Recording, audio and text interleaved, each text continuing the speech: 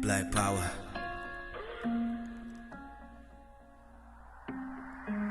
This some bullshit, death by a bullet. Cops pointing guns and we yelling don't pull it. Black lives matter in this country cause who built it? They say we equal but we know that's some bullshit. I hate to say it but I'm starting to see a racist. Everywhere I go want a lot of white faces. Black lives matter but I bet they never say it.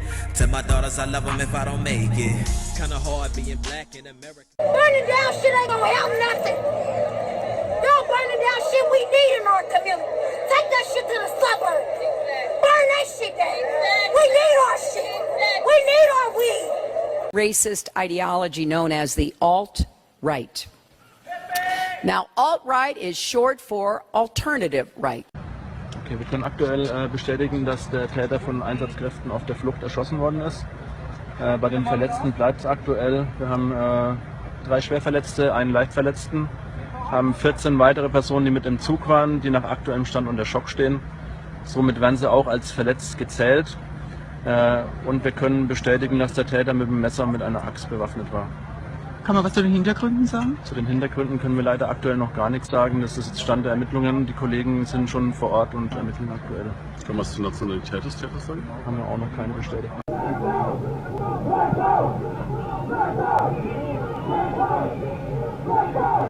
For a lot of it, Matt's doing this. Yeah, I had to look. I'm looking down.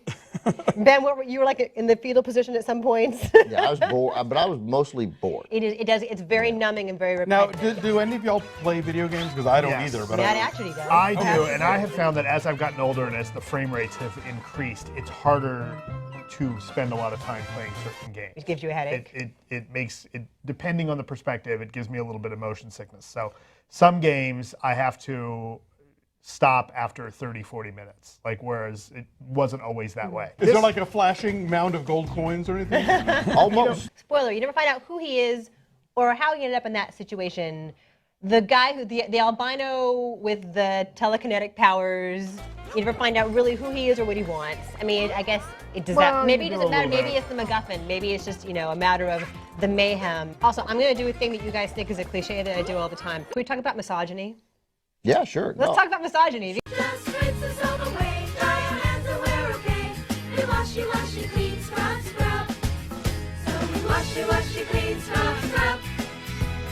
Washy, washy, clean, scrub, scrub. It's fun to wash your hands, and I know you'll understand. We washy, washy, clean, scrub, scrub, scrub, scrub. I talk about the fact that I'm a feminist as often as I can, and every time I do, it gets huge reaction, and media reacts, and the Twitterverse explodes, and things like that, because here I am saying I'm a feminist. I will keep saying that until there is no more reaction to that when I say it, because that's where we want to get to. It's just, if you're a progressive, you really should be a feminist. This is what's going to happen. Terrorists are going to burn down his house. Yeah. Huh? His children are going to be kidnapped. His wife, she's going to be raped by a motorcycle gang. That's the plan I want implemented, damn it. Good evening, y'all. I just want to make a YouTube video say, are there any transsexual men out there who want to fart on me? I'm also interested in transsexual men. I am going to make more plays, and I am going to make more YouTube videos sometime a little later if you give me a moment. I just want to know if any transsexual men out there that have interest in farting on me and curious of farting on my face, let me know. I am the fart receiver. I'm not a fart giver. I'm the one that like to receive farts because, like I said, I have a chronic fart fetish. I would like to work around the clock smelling guys' farts. I even like to go around volunteering to smell guys' farts, whether I do it on camera or off camera. But are there any transsexual men out there who's interested in farting in my face? Let me know. Would you rather your child had feminism or cancer? I'm Hillary Clinton, and I approve this message. But was he one of your sources then? I mean.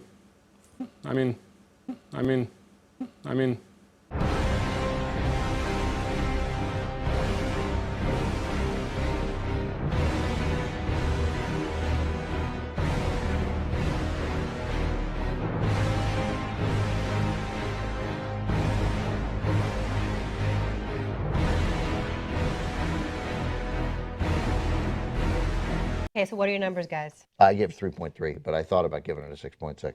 I'm saying 4. Yeah, I give it a 6. And as far as video game stories go, Super Mario Brothers, it's okay. Look, I know people who are going to love this, and they're a lot younger than we and are. Dave they're White, under 25, right? and Dave White was laughing the whole time. True, but he was also looking at fixed points on the horizon Yeah, periodically I think as there's well, a lot of is that. what Like, he told me. I wonder what this would feel like watching it on a smaller screen. On an iPad or right? something Like, if like that. watching it on an iPad, I wonder if I would Be better. Be better. Still would. But it's a video game story, and at least for me, like, I'm like, yeah, okay, it's a video game story. I'm not expecting anything out of this. I think they hear what So- we're saying. Video Right. games are stupid. Right. I want So I give it a 6. Where is the Pac-Man first-person game with GoPros? I'm waiting. Okay, wir können aktuell bestätigen, dass der Täter von Einsatzkräften auf der Flucht erschossen worden ist. Bei den Verletzten bleibt es aktuell. Wir haben 3 Schwerverletzte, einen Leichtverletzten, haben 14 weitere Personen, die mit im Zug waren, die nach aktuellem Stand unter Schock stehen. Somit werden sie auch als verletzt gezählt. Und wir können bestätigen, dass der Täter mit dem Messer und mit einer Axt bewaffnet war. Kann man was zu den Hintergründen sagen? Zu den Hintergründen können wir leider aktuell noch gar nichts sagen. Das ist jetzt Stand der Ermittlungen. Die Kollegen sind schon vor Ort und ermitteln aktuell. Kann man was zur Nationalität des Täters sagen? Haben wir auch noch keine bestätigt. Listen up, all you dino scallywags! I'm in a real bad mood, and I'm gonna tell you why. When things don't go my way, I get angry. So angry. When dino zombies make me run, I get angry. So angry. I'm angry. I'm grumpy. I'm bad. I'm angry. I'm grumpy. I'm bad.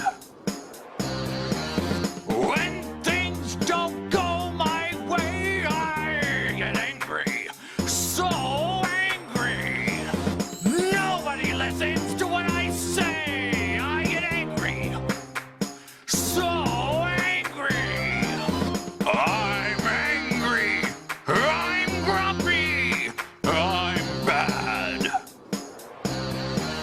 I'm angry. I'm grumpy. I'm bad. Jim's idea of purity is I never block anybody, no matter how. But yeah, because I'm not a pussy, Dean. Right? I don't block people because I'm not a pussy. I didn't say it was ideologically pure. I'm saying you're a pussy. Oh, okay. I'm a pussy. Well, say it to my face sometime. Oh wait, Dean, do you want to meet in real life? Are you gonna fight me now? Is this the internet tough guy routine? Like, oh, you wouldn't dare say that to my face. Yours is the internet. No. Back it up, Sunshine. It means that from Thursday, anyone caught selling, making or importing will face up to 4 years in prison. The move follows the death of a teenager in London last year. Alex Bushell has the story. From the hunter apocalypse to zombie slayer, the names are over the top and faintly ridiculous, but the blades are no less fatal. Last March, 18-year-old Stephen Appleton was killed with this weapon in a park in Islington. Until now, their sale, mostly over the internet and imported from the US, has been legal. Well, no more.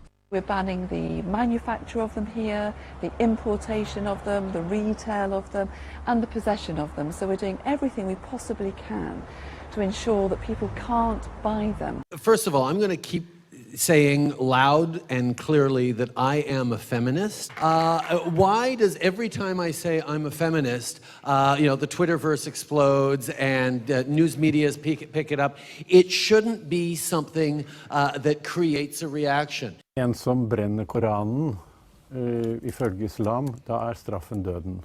Det riktig? حرق القرآن للإهانة نعم بالتأكيد.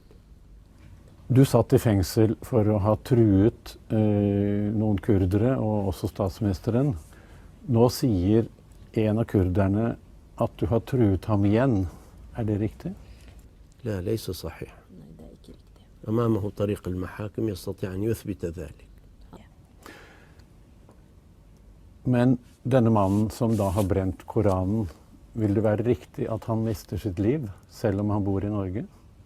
أعتقد جازما أنه ارتكب جريمة وعقوبته القتل وتنفيذه على أمتنا سواء كان في النرويج أو عند باراك أوباما لا يفرق هذا فأنا لا أهدد شخصا بعينه أنا أذكر النظرية أذكر القانون فأنا قلت ما في القرآن وما في الحديث فأنا ما قلت على الشخص يجب أن نقتلك أنت Betyr ikke det at du med din religiøse utredning faktisk dømmer ham til døden? Selv om du ikke vil gjøre det selv, så kan noen andre gjøre det. ليس فقط يستمع إليه كل من يعرف العقوبة ممكن أن يقتله كل من يعرف العقوبة نحن ندافع عن ديننا بدمائنا وحدودنا حدود الدم حدود متفجرات الذي يهين ديننا يجب أن يعرف أن واحدا منا سيموت هذا أو غيره الذي يفعل إهانة لديننا وكرامتنا يجب أن يفهم أن هذا صراع حياة أو موت. Black power in this motherfucker, man.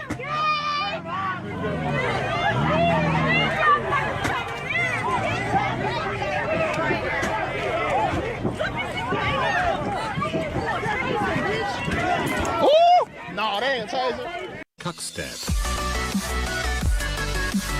You are surrounded by your privilege. Because you're a fucking white man. White. Ew. Take your privilege somewhere else, please. White. Ew. Because your privilege is not welcome here. White. You are surrounded by your privilege. Because you're a fucking white. Maximum privilege reached. White. Ew. Take your privilege somewhere else, please. White. Ew. Because your privilege is not welcome here.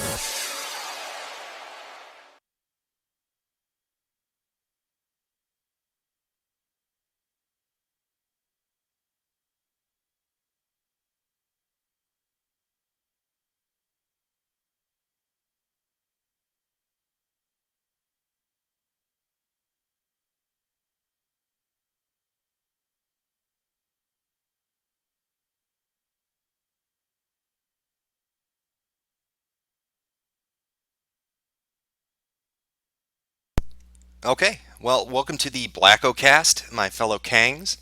Hopefully you're going to enjoy the enrichment that we're going to be having going on tonight. I just want to check to make sure the audio levels are coming through okay, and then we'll get into it. So give me 1 second to do that. And then here comes diversity. For those that don't know, tonight we're going to be discussing Black Lives Matter, the movement of peace. Of course, obviously it's a movement of peace. We all know how law-abiding they are. So it should be an interesting discussion. I have somebody coming on, Warzy, who's going to be taking the pro-BLM position because I put out a challenge and he was the one to accept it. So we'll see how that goes. But give me 1 second here.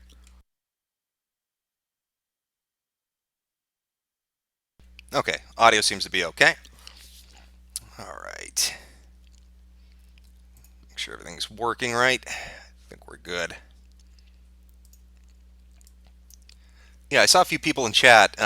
Were those news clips real? Yes, they were. They were 100% real. Butter knives are banned in the UK now. And the Olympic imam did tell them that the refugee team could do whatever they wanted. They didn't have to follow the international rules. And that shit's for fags. Alright. Alright, give me 1 moment. I'm going to pull them in and we'll get right into it.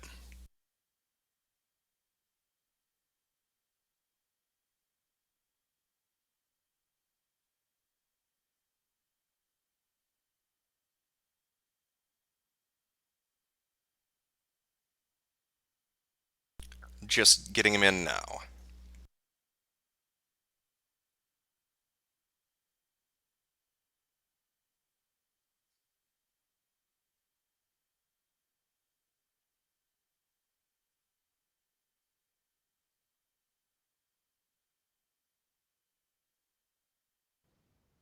Can you hear me? Hello, Mr. Mitakor. It is I, Warzy. Okay. Wait. Before you say anything, just so you know, the stream is a bit delayed if you're watching it on YouTube or anything. So we are live. Just so you know ahead of time, so you're not caught off guard here. Audio seems to be coming through. Let me just double check something really quick, and then we'll get started. I turned off the. Okay. All right.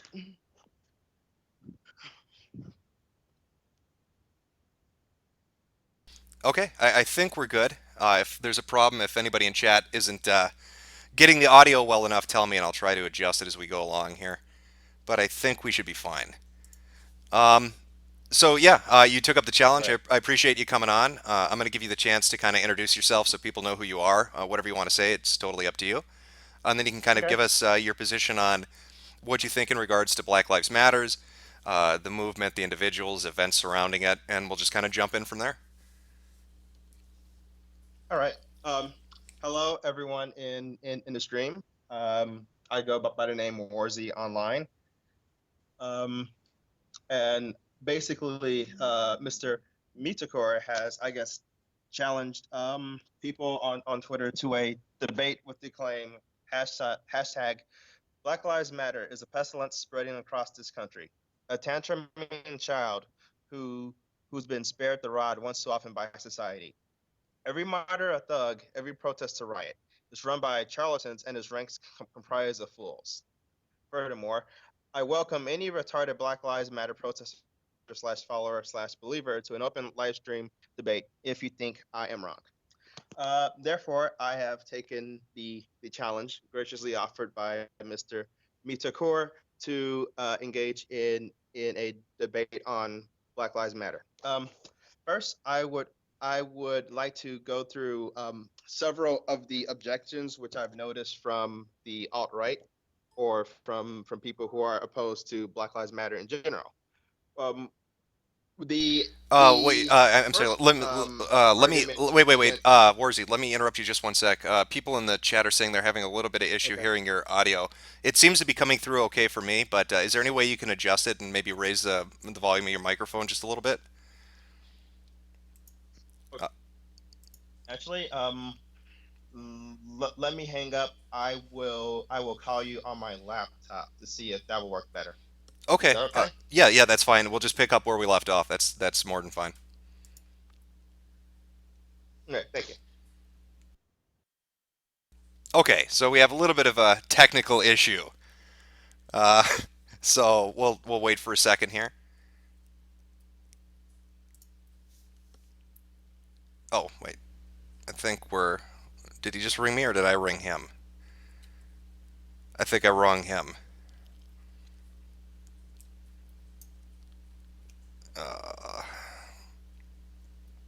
Just a moment, chat. We'll get it going. Okay. I'm going to let him...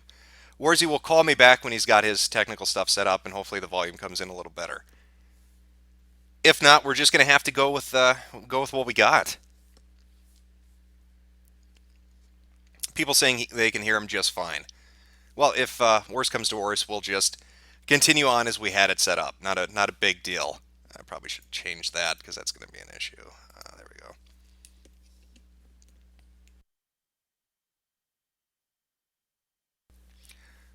Yeah, you all enjoying the Meadowcur stream? I think it's going well. It's off to a good start, a good technical start. It's always a nice way to begin things with fucking massive technical issues, providing that quality entertainment.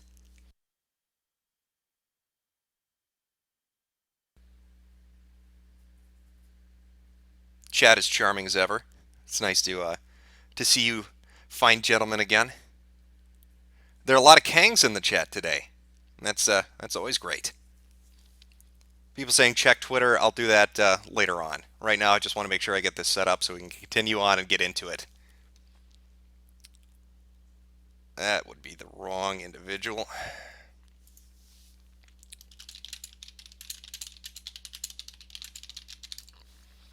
Okay, Warzy's going to need a few minutes.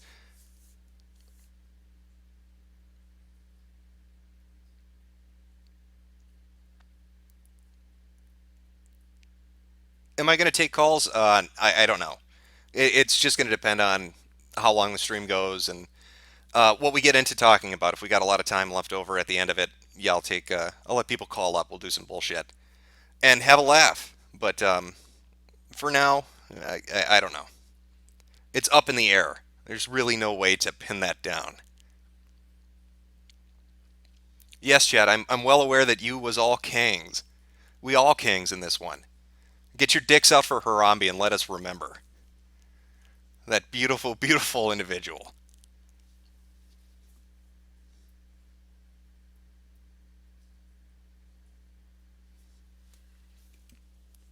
Okay. Okay, I think here we go. We might be ready to get this going.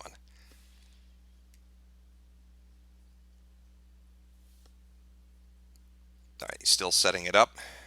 Fantastic. No shit, man.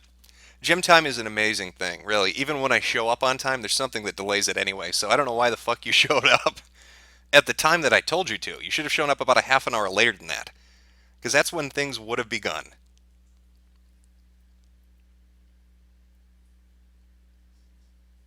Everybody's pulling their dicks out for Harambe. It's a beautiful sight. I don't know, this chat looks like it might be filled with all those alt-writers Hillary was talking about. You know, I hear Weinstein relate some pretty terrible stories about you guys, harassing him on Twitter, sending him eat fresh pictures. I don't know what that's about. He's an innocent man. He didn't do anything. All he did was run Bob Dole's campaign. Why do you hate the man so much? You remember Bob Dole and his successful presidential bid? Yeah, Weinstein was the guy that ran that. What a great resume builder that was.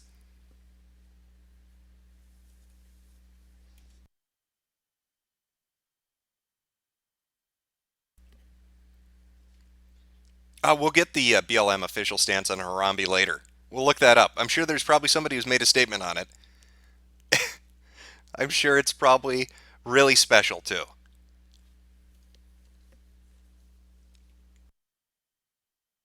Okay, it looks like Warzy has some stuff set up. Let's see how it goes. Okay, can you hear me? It's still coming in a little distant, but let me check on the stream. Just so it takes about 30 seconds to catch up. So you want to just say something for a few minutes? Or for like 30 seconds? Hello, this is Warzy. We're here for the debate with Mr. Mitakor, and it'll take 30 seconds for the.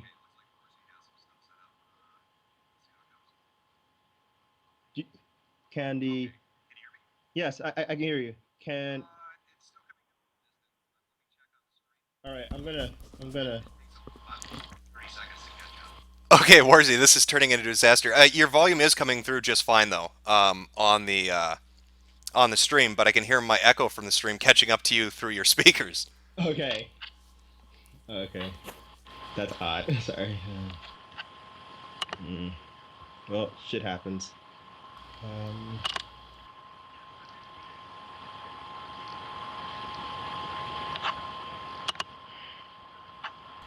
Now, I don't know if that's a fair debate tactic, trying to deafen me with the sound of a fucking blow dryer before we get into that. What is that? Are you in an industrial section of the city or something? No, I'm actually fuck. You know what? Fuck. I will turn I will turn the speakers down. Okay. Better? Yeah, I think we should be good to go here. All right. So if you just want to, we'll just start from the top. Why don't you just redo your intro if you can, and then just kind of jump into the main points that you want to talk about, and we'll kind of go from there. We'll just start fresh from here. All right. All right. Basically, hello. I go online by the name Morsey, and I have graciously accepted Mr. Mitakor's invitation to a debate on Black Lives Black Lives Matter. Yeah. But all right. But, basically, the quote which Mr. Mitokor has made is Black Lives Matter is a pestilence spreading across this country, a tantruming child who's been spared the rod once too often by society. Every martyr a thug, every protest a riot. It's run by charlatans and its ranks comprised of fools. I welcome any retarded hashtag Black Lives Matter protester slash follower slash believer to an open live stream debate if you think I'm wrong. So basically I am going to make a point by point response to some of the common criticisms made by the alt-right, which, let's be honest, a significant portion of your fan base is composed of people consider to be the alt right. And the first counter which I would make is focusing on the Soros connection, because one thing I have noticed a lot is the idea that there is, you could say, a conspiracy theory, which is that George Soros is basically is funding Black Lives Matter to destroy the white race, or Soros is funding Black Lives Matter in order to create a classic problem reaction solution where Black Lives Matter is being used as a vanguard to cause social and political change, which may result in a police state, which is the argument which I've heard Alex Jones and Paul Joseph Watson but views before. No, I've never heard of them. Who are they? Alex Jones, Yeah, who's that? What's Infowars.com Infowars? guy. Never heard of it. What is it? He runs Infowars.com and PrisonPlanet.com. He was one of the people who was really involved with the 9/11 Truth movement. The people. PrisonPlanet.com. What does that deal with, like law and crime and stuff? Or they talk about? No, PrisonPlanet.com and Infowars are news or or organizations which focus on talking about how, say, the globalists may be involved in trying to screw you over, how the government probably has something to do with 9/11, or actually engaged in or actually created 9/11, or things of that nature. But Like, what does 9/11 have to do with running a prison? no, prisonplanet.com is the name of Alex Jones' site. Basically, the reason Alex Jones chose that name for his site basically is he makes the claim that the quote unquote globalists are attempting to take away the rights of every human being on the planet, turning the world into a prison planet, which is why he uses the term prison planet for one of his sites.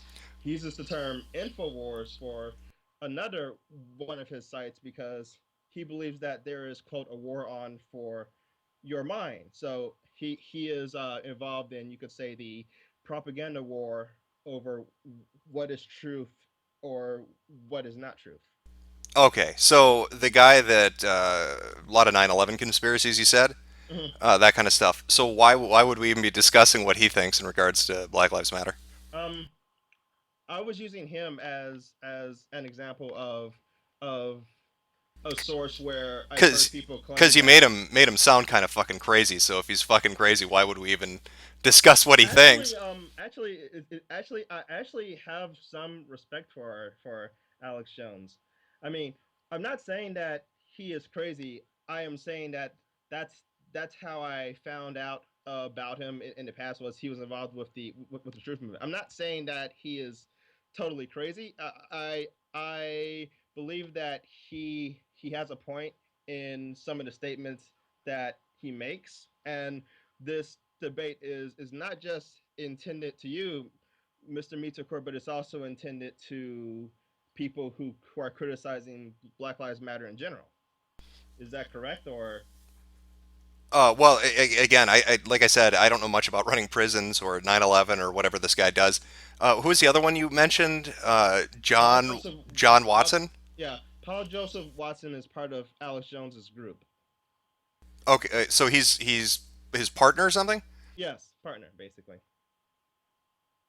Okay, all right. So what exactly did they say that you wanted to touch on? I guess, or what was the thing that they mainly brought up?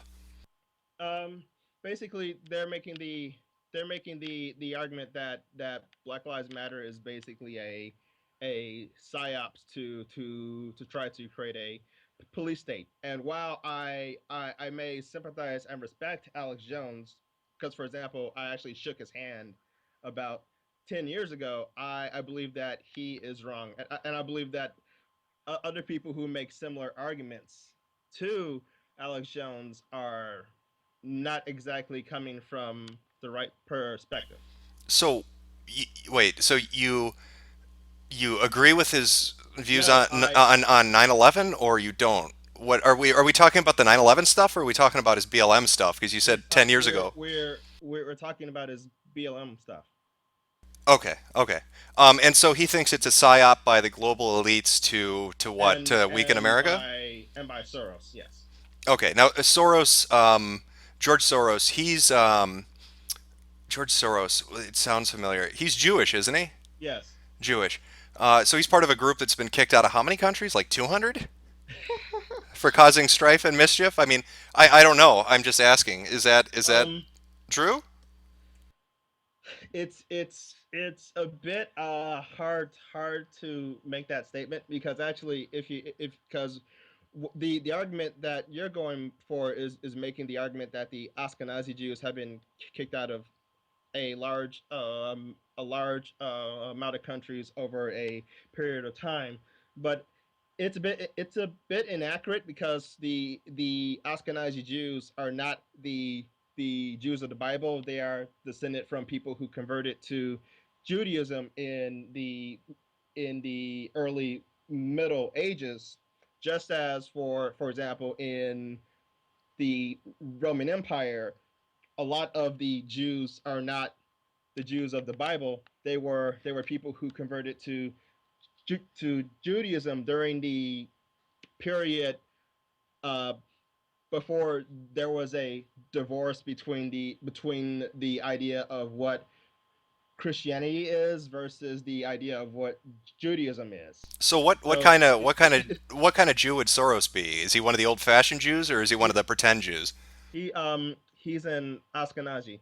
You could make the argument that he is a fake Jew, which is something which Jewish people have actually pushed forward as an argument. For example, the book "The Invention of the Jewish People" by an Israeli author actually makes the Ashkenazi theory of them being basically fake Jews.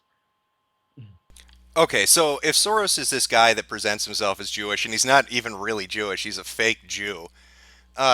Is he trustworthy? I mean, Alex Jones seems to have this worry about global elites running some kind of psyop to, I don't know what, undermine America.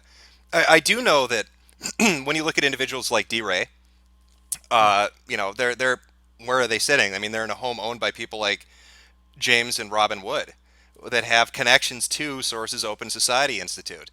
Yeah. And I mean that's weird to me, at least from the perspective of where D. Ray is. He's making 165,000 a year at the district that he's at as one of the top people, and that's on top of speaking engagements. That's on top of media, and that's on top of even his Yale appointment, where he's running classes, basically talking about. I mean, my God, they had a paper where they were discussing in defense of looting. So, I mean, D-Ray's getting out there. D-Ray's making a shit ton of money, let's be honest.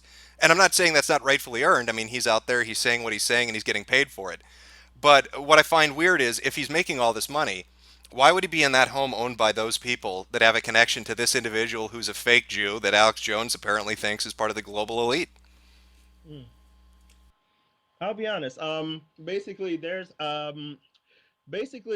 if you go back in history, Malcolm X actually was in a similar position where he basically uh, got by basically staying with sympathetic black people, or quote unquote white liberals, or by various other groups.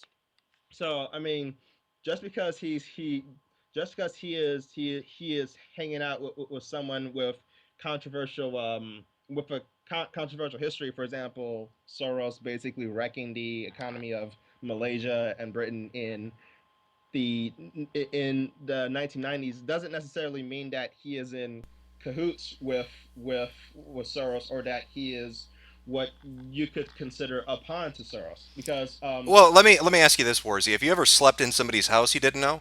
Like, I mean, I'm not going to perhaps at people's go. places, yeah. Yeah, I'm not going to go sleep at some dude's house that I don't know. And the weird thing is, Soros, like you said, Malaysia, Britain, had an impact on the economies of foreign countries. So it would just seem like, hey, if you're going to sleep over at somebody's house, namely George Soros's own fucking home, why would you why would you associate with that when he's got this history, like you said, of having his ties in economic policies and political policies that shape different countries, and mostly to their detriment in some cases. It seems to be a weird association. I wouldn't do it. I'm not going to go chill at some guy's house that I don't fucking know. I mean, maybe D-Ray gets down like that, but I don't. I'll be honest. There's a certain mentality among some people. I'm not going to say that that it's only, say, a black mentality, but the mentality is, if someone offers you a place to crash at and you don't have anywhere else to go, you will accept it. And furthermore, I would like to point out, if you look at a lot of the the so-called central group of Black Lives Matter, as in the actual people who founded it and the actual people who are part of what you could say is a formal group, a lot of them have said some pretty anti bourgeoisie statements. For example, Well, wait, I'd like to interject here because you're talking about kind of the origins of the movement. I know that Alicia Garza, is it? Am I saying that right? I'm not 100% Garza, sure. yes. But they talked about how Black Lives Matters is a network, and not interested in policing who is or who is not a part of the movement. So, talking about a central structure, they're talking about kind of this amorphous thing that anybody can be a part of. Nobody's being policed out of it. So, I just want to interject that because I think it's important. Because when you hear something like, well, from the people, kind of at the center of it or at the top of it, even by the founder's own admission, there is no top or center. But no, but your statement by Garza makes it seem as if Black Lives Matter is a network without people policing who is or who is not part of the movement. However, there would still be people who help to create the movement in the first place, or you could make Well, or you she could is make the one that started it. She was yes. one of the three that started it. So who Yes. better to be an authority on what it was envisioned to be than the person that began it? Yes. Think of the comparison to some peer-to-peer peer-to-peer net networks, like, for example, Ganutella, back when that existed. There is no policing on who can or cannot join this peer-to-peer network, but there would still be nodes which might have something along the lines of an elevated privilege. However, they do not control the network, and they cannot kick out people from the network. However, they have a elevated position relative to the rest of the network. Right, but I don't see her talking about peer-to-peer networks or nodes anywhere in that statement. It It's was an just analogy. no, I understand that, but what I'm saying is her words verbatim were we're not into policing who is or who is not a part of the movement. Okay. It's not meant to operate with a central structure or hierarchy. Um, but you know what? We'll get to that later. I want to kind of follow the line that we were going on with back kind of to Soros, I suppose. Um, so I mean, from what I've heard, George Soros has a history of manipulating different nations for whatever reason, sometimes Yeah. to their detriment. D-Ray is making a good amount of money. I mean, I'd say $165,000 a year is a pretty fucking good living, wouldn't you? Yes. So it's not like he doesn't have a place to stay. He could buy a place with that kind of a salary. So why is he staying there? You should talk to him about that, honestly. Right, but I mean, when I we're discussing people like Alex Jones or this Planet Prison or whatever the fuck it is, um, they're talking about global elites, and I'm guessing they're going to be talking about alt-right conspiracies, and they're going to be talking about tinfoil hat shit. But I mean, how tinfoil hat is that? I mean, if you've got a global elite like Soros, who's an international player, who does have a connection through the housing he's providing for a person like D-Ray who's connected to the movement, it doesn't make it seem conspiratorial. It seems like there's a tangible link. Yes. Yes. I did not deny that there is a connection between Soros and Black Lives Matter, though. I was criticizing the argument that Soros is funding Black Lives Matter for the endpoints which I have extrapolated earlier, like destroying the white race or trying to bring about a federal police state or something like that. Well, I mean, then we're talking motive rather than result. But I mean, the result Okay. seems bad enough, doesn't it? When you brought up the two previous examples of the kind of economic impact you had on Malaysia or Britain, or even Soros's kind of international machinations when it comes to European law and immigration. You can kind of see the end results of that playing out. We could sit here and speculate that George Soros is doing it because he wants to destroy the right or white race, or maybe he just thought it'd be funny. I have no idea what the fuck goes through his Doing mind. it for the laws, basically. All right. Yeah. So his motivations really don't seem necessarily important. The result of his interference does. And I would say that it would raise an issue, wouldn't you? Or wouldn't you agree that he seems to have a connection to this, just based off off the things that he seems to do and that he's known for doing? Yes, I can understand that that sort of argument, but the thing is, my my counter argument actually is that Soros is basically a liberal who wishes to reform governments. He wishes to promote the capitalist ec- economic system which spread across the Eastern Bloc after the collapse of the former Soviet Union, as well as the rest of the Eastern Bloc countries. So, my argument is more that Soros is a capitalist who is trying to promote capitalist means versus some of the other statements. And furthermore, I would like to point out there have been people who are claiming that Soros gave what $5 or $10 million to Black Lives Matter. However, the recent leaks which came out showed that Soros was only providing $500,000. And the thing is, regardless of uh, regardless of whether or not Soros is funding the Black Lives Matter group, these sorts of incidents would have occurred anyway. Because have you heard of the historian Peter Turchin? Well, now we're kind of getting off subject. I want to try to address I'm a using this couple. as I'm I will explain it as to why I'm using Turchin in connection to Soros later. Okay. Well, I want to try to address at least 2 points that you raised. One was the leaks regarding Soros. You're talking about the DNC leaks, or are we talking about No, another set of leaks? There were some leaks from the Soros Open Society. Okay, you're talking about Foundation. that one itself. Okay, because he was mentioned a little bit in the DNC stuff. Yeah. Okay.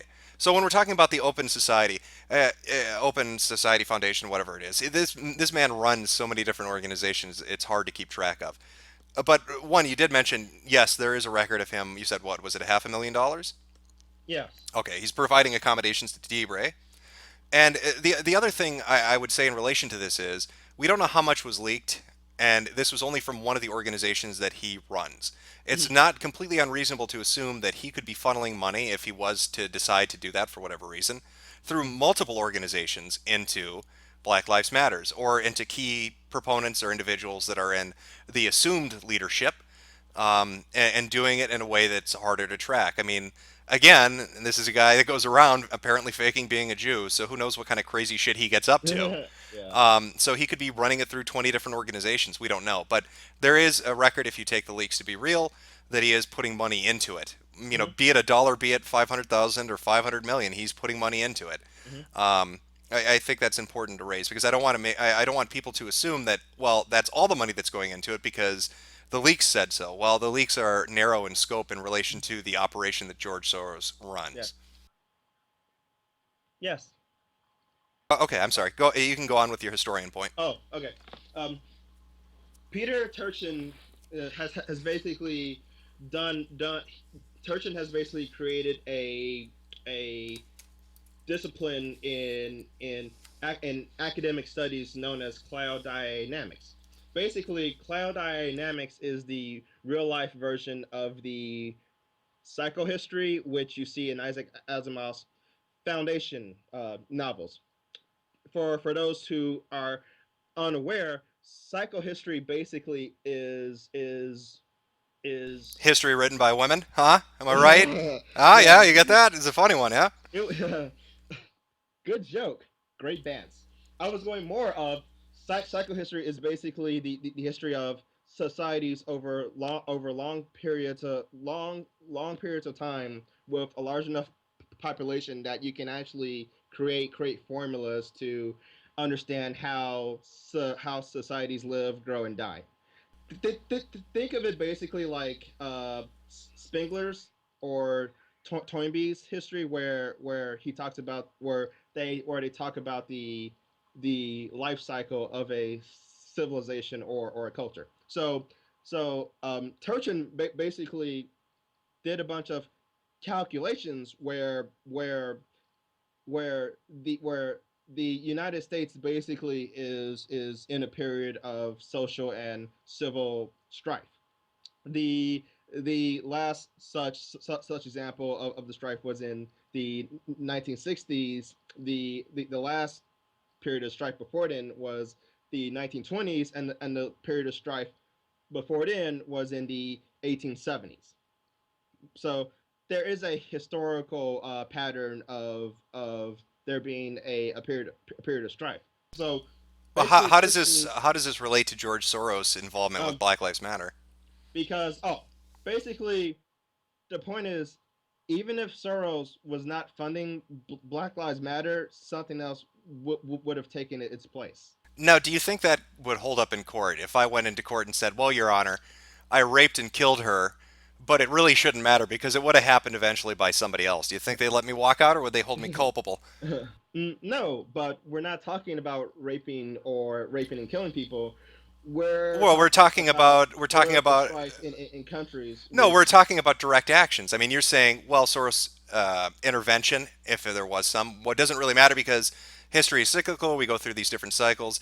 This would have happened eventually without his hand being in it. But what I'm saying in response to that is that's crazy because if he does have a hand in it, then he is responsible. You can't just pass the blame off and say, "Well, shit would have happened anyway." That's not a that's not a defense that would hold up under any circumstances in any other regard. I mean, I used something that's ridiculous. It's it's hyperbole, but it gets the point across that he is involved. It seems like he's involved. There seems to be connections. We can't just shuck off that responsibility and let that fake Jew get away with it.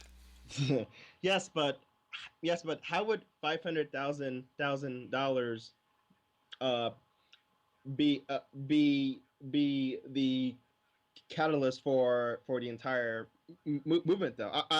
I understand your argument, which is that Soros has some sort of responsibility because he is funding these organizations, but my counter argument to the statements of other people was it's not created by Soros because there is a pre-existing strife which you could argue that he took advantage of.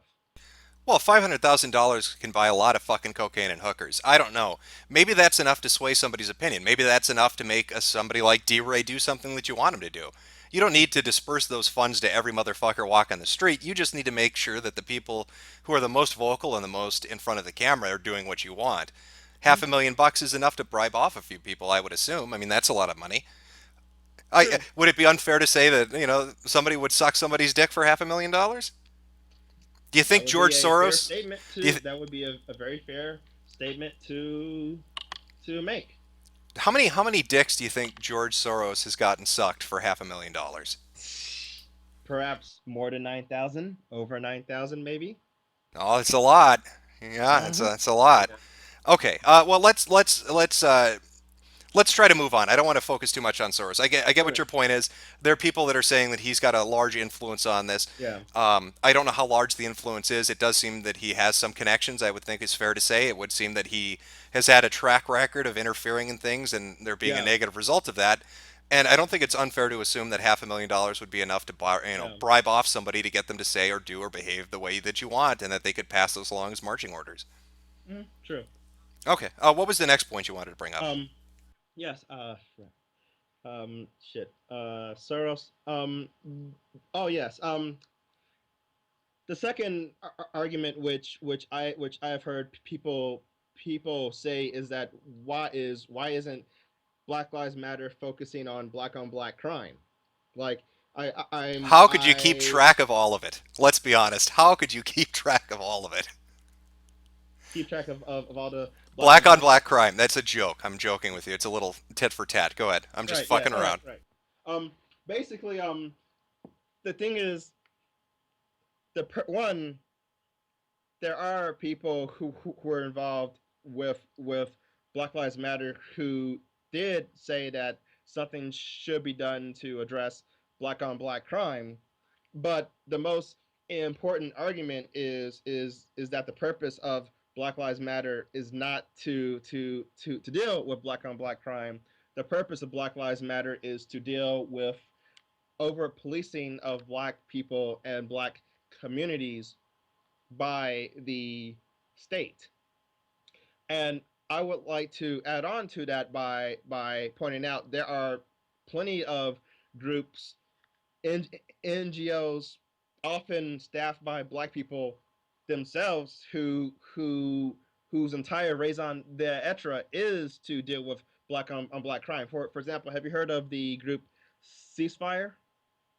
I'm gonna guess the reason I haven't heard of them is because they're not doing a very fucking good job. No, actually, no. They actually do a good job, but the thing is, it is not reported by by CNN or other national orgs.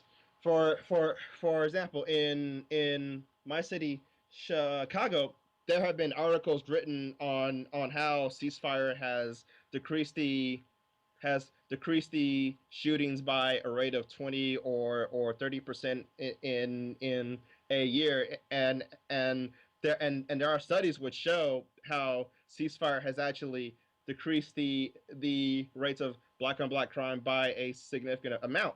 Furthermore, there furthermore, even groups like not groups, even people like Al Sharpton have made statements against black on black crime, and have actually marched in the actual hood to go and tell black people that they shouldn't kill other black people. It's not like there are groups. It's not like there are no groups which deal with black on black crime. There are plenty of them. It's just that the media is not reporting on it. Okay, well we got a few things to cover with this one. All right. I think it's fair to kind of clarify this: is race a social construct? Um. Hmm. Shit.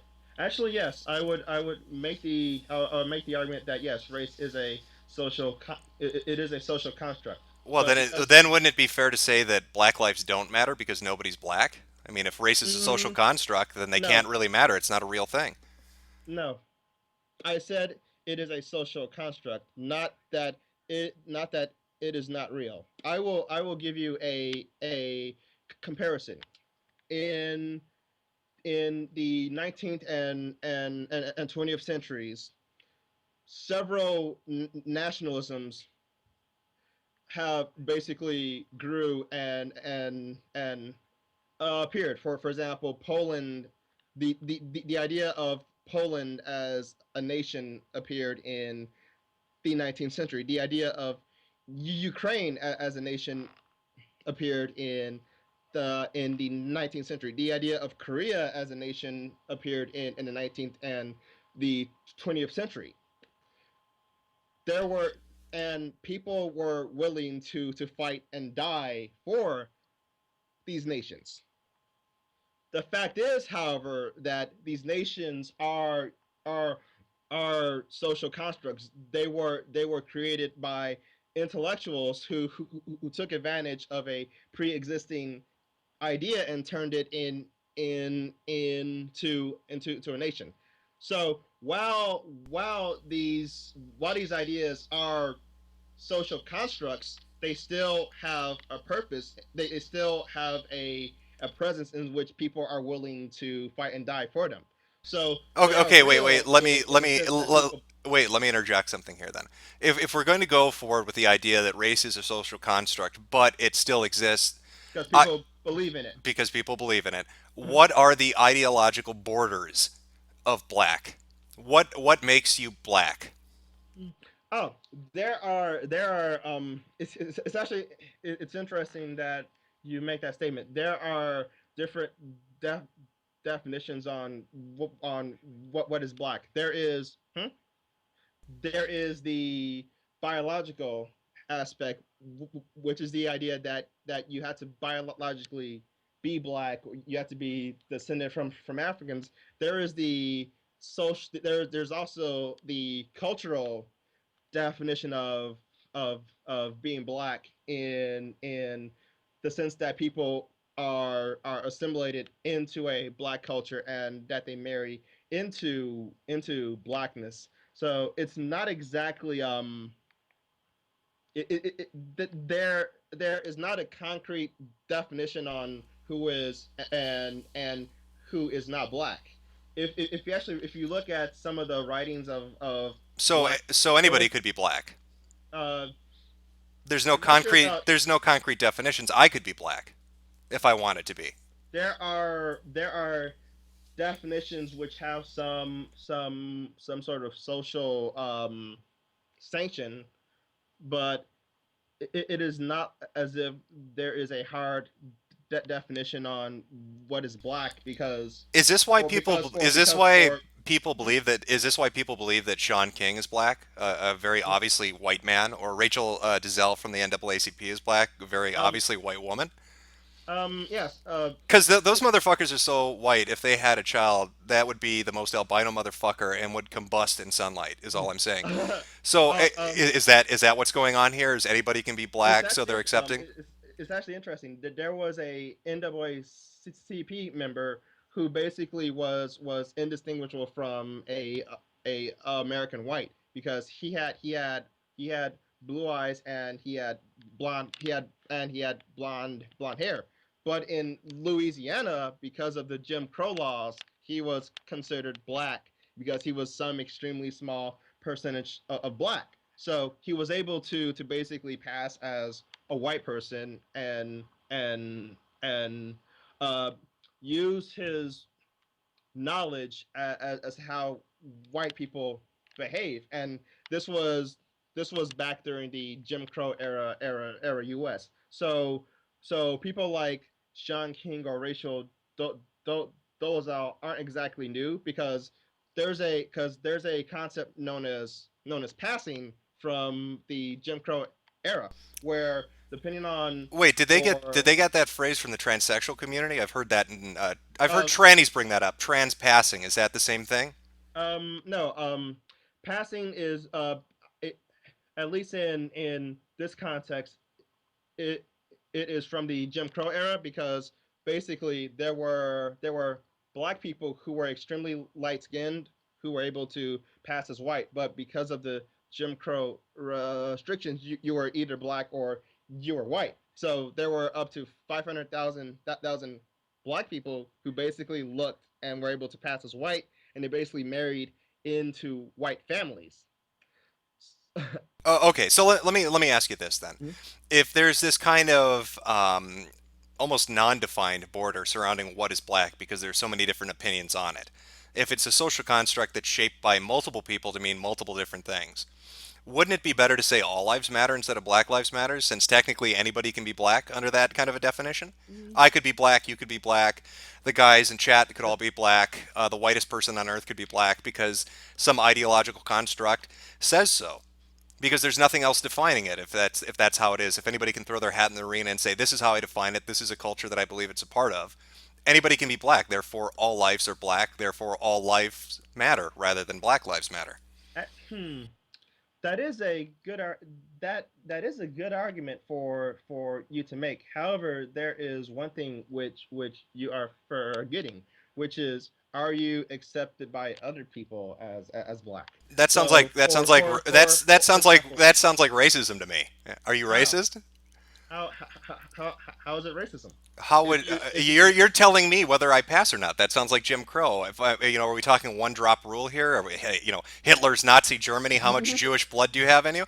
No, but when you assimilate into an ethnic group, a marker of whether you assimilate into into an ethnic group is, are you accepted as a co-ethnic by that group? But see, I've already defined that anybody can be black. Therefore, I could just get a majority of white people who are now black people to say that I am black, and therefore I set the agenda, don't I? In fact, I could say that I could get white people together and say that we're all black, and then define what black is with that majority to exclude actual black people. I could make you white. Actually, that could work, and that is part of how ethnic identities are created. So that then, is something that you can do, but so why should I sit here and listen should to be your considered. why should I listen to you white splain to me, a black man, what's going on when clearly I'm the expert here? Because I already mentioned that there is a biological definition earlier. No, you said that this is shaped by multiple opinions. I mean, if we're Yes. going to say that at the end result is the one that has the definitive say is biology, well, then we have a different discussion of what black is, don't we? I didn't say that the definitive definition is biology, though. What I said, though, was that there is a biological definition, but however, you pointed out that there are a multitude of definitions and interpretations of black. So by that very logic, you can't say that I am white splaining to you, because by your own But you admission no, that you this are, is you totally are. When I asked you to, this is how we got into this conversation. Is race a social construct? And you explained to me your opinion on that and the different kind of opinions that exist regarding it. We then further went into that, and you explained that there were the kind of different ideologies that all come together to shape what this social construct is. But it is a social construct, maybe fed by, in part, biology, but other things, different philosophies, different viewpoints. So if that is if that is how it's out there in the public, if that is the notion behind what blackness is, if it's not defined purely through biology but through multiple different viewpoints, and biology is not the exclusive one, it is not the definitive one, then yeah, I mean the argument falls apart. All lives matter because all lives are black. Or I can do ridiculous shit like claim I'm black, get a bunch of white people to claim they're black, and then throw black people out of Black Lives Matters. Mm, not necessarily. By your own statement, you said that all lives could matter because all lives could be black. Be black, yeah. Note the word could be black. Not necessarily is black. Not necessarily identifies as black. Not necessarily has been accepted as black by co-ethnics, but could be black. So that section is where your argument would fall apart, actually. Well, I'm talking about a potential future action, not something that's happened. That's why I use the caveat of could. As far as co-ethnics, again, like I had explained, I could just get a majority of whites to be my co-ethnics, claim they're black, that I'm black, and then we as together have defined what black is with the predominant opinion of what shapes it. And then, I mean, it could even take it a step further. I could make you not white. I could make you purple and say purple aren't people. So all lives matter, but you don't because you're purple. Yes, but that is a good argument, actually. So do you see why race is a social construct? Do you see why race as a social construct is semi-fucking retarded? Do you see where it breaks? Do you see where it breaks down? It would be semi fucking retarded because there have not exactly been these sorts of struggles over who is or who is not, you know, black or white or German, where where people would for example get a bunch of Koreans and claim that they're Japanese, but that the actual Japanese from Japan are no longer Japanese. So I'm not sure how it would work in that in this context. You could make an argument. You could make an argument in the future that that that the sort of fluidity over ethnic and racial identities may be a problem in the future, but I'm not sure about now. But if you say that claiming that claiming that ethnic and racial identities are being partially a social construct is, as you phrase it, semi fucking retarded. What better way would you use to determine what is or is not black? If there was a problem which was existing now of a bunch of white people claiming that they were black and not being accepted by black people, that would that would be that would be a acceptable time to bring up this argument. But Well, my response to that would be, now that I'm a black man, I can claim that because of socioeconomic factors, I'm, you know, not as well educated as other people, and I couldn't explain to you how, and that you're being bigoted, purple person, by picking on me. It's kind of interesting, actually. In Argentina, the term negro has actually taken on a class aspect. So your argument actually has some sort of historical basis where where the rich people in Argentina basically claimed that poor people who were physically white were considered negro, were considered black because they were poor, i.e. they were put into the position of being a nigger, for lack of a better term. Please don't appropriate that word as a trans nigger, which I now am. I find that to be highly fucking offensive, purple person. Do you sexually identify as an attack helicopter? Well, I can. That's a society we live in, right? Where there's no Mhm. clear-cut definition of anything. I could be born white with a penis and claim that I'm a fucking panda bear. And you as society have to accept it because a bunch of people that are college educated got together one day when they were fucking bored and decided, let's come up with a social construct or an ideology that lets us make society fucking insufferable for everybody. It's kind of funny because that's how that's basically how nationalism as an idea came about. I.e., there was a pre-existing pseudo national identity, but intellectuals or politicians basically used the pre-existing identity or grafted on new things to the identity. And you could make the argument that some aspects of nationalism have had a deleterious effect on society. Okay. But All right. Well, let's. I want to try to get to as many topics as we can. Okay. We're kind of touching on as many as we can. All right. So we talked a little bit about Soros. We talked about a little bit about race. What would you like to cover next? What area would you like to delve into? Yes. Um, there's an argument which is made basically that that because black people have an extremely high crime rate, that the actions of the state against black people are justified, i.e. The blacks rape white women at something like Well, wait. I'm the rate confused. that Wait. I'm confused. I'm confused just out of the gate. How are we even talking about black crime statistics when it's a social construct? How are they defining black? Hmm? How are they defining black or white crime statistics if race is a social construct? because people believe in No. I the mean, social how are they ticking off that box? What people determination who are they using? identify as black or identify as white. So I could go out and rob a store and say I'm black, and they'll write it down as black. I don't know, but that is possible. Okay, I just wanted to get that. All right, go on. I'm sorry, I didn't mean to interrupt. Go ahead. Okay. Basically, people who are socially considered to be black uh, are apparently are more likely to kill or shoot or rape white people versus people who are considered to be white killing or maiming or raping black people.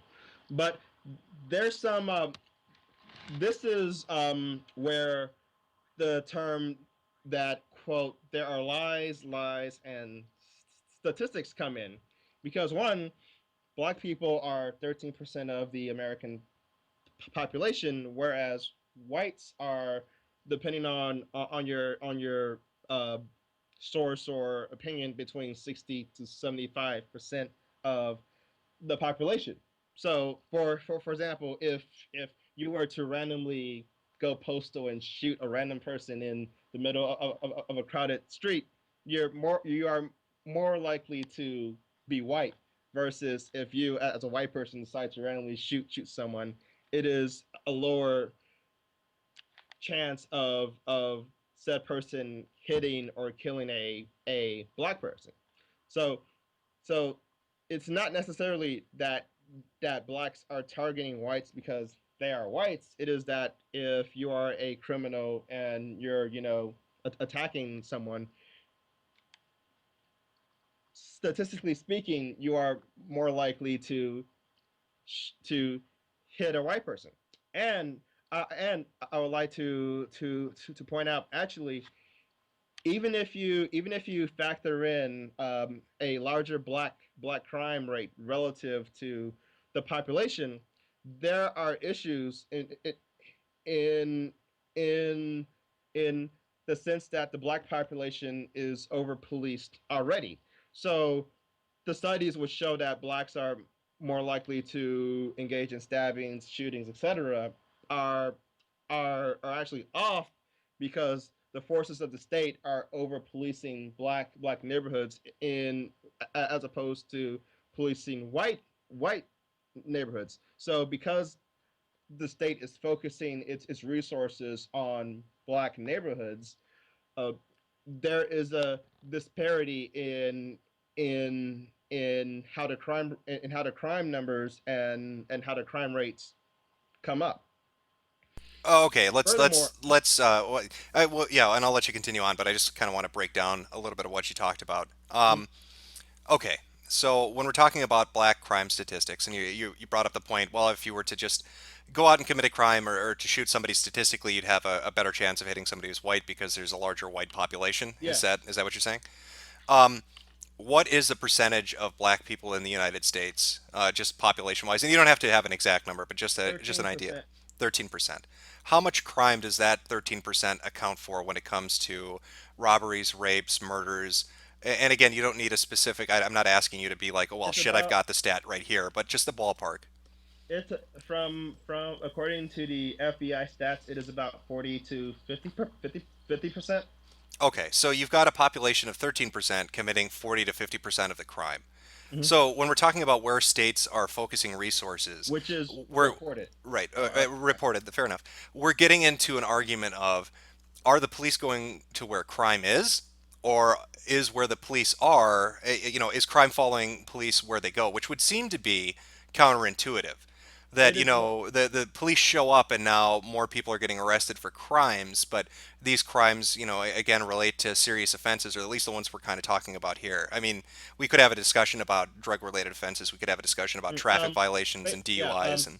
Basically, my argument is that the black neighborhoods are considered, for lack of a better term, to be low hanging fruit, which is which is that which is that due to events such sorry due to policies such as stop and frisk, black people are pulled over and searched, or they are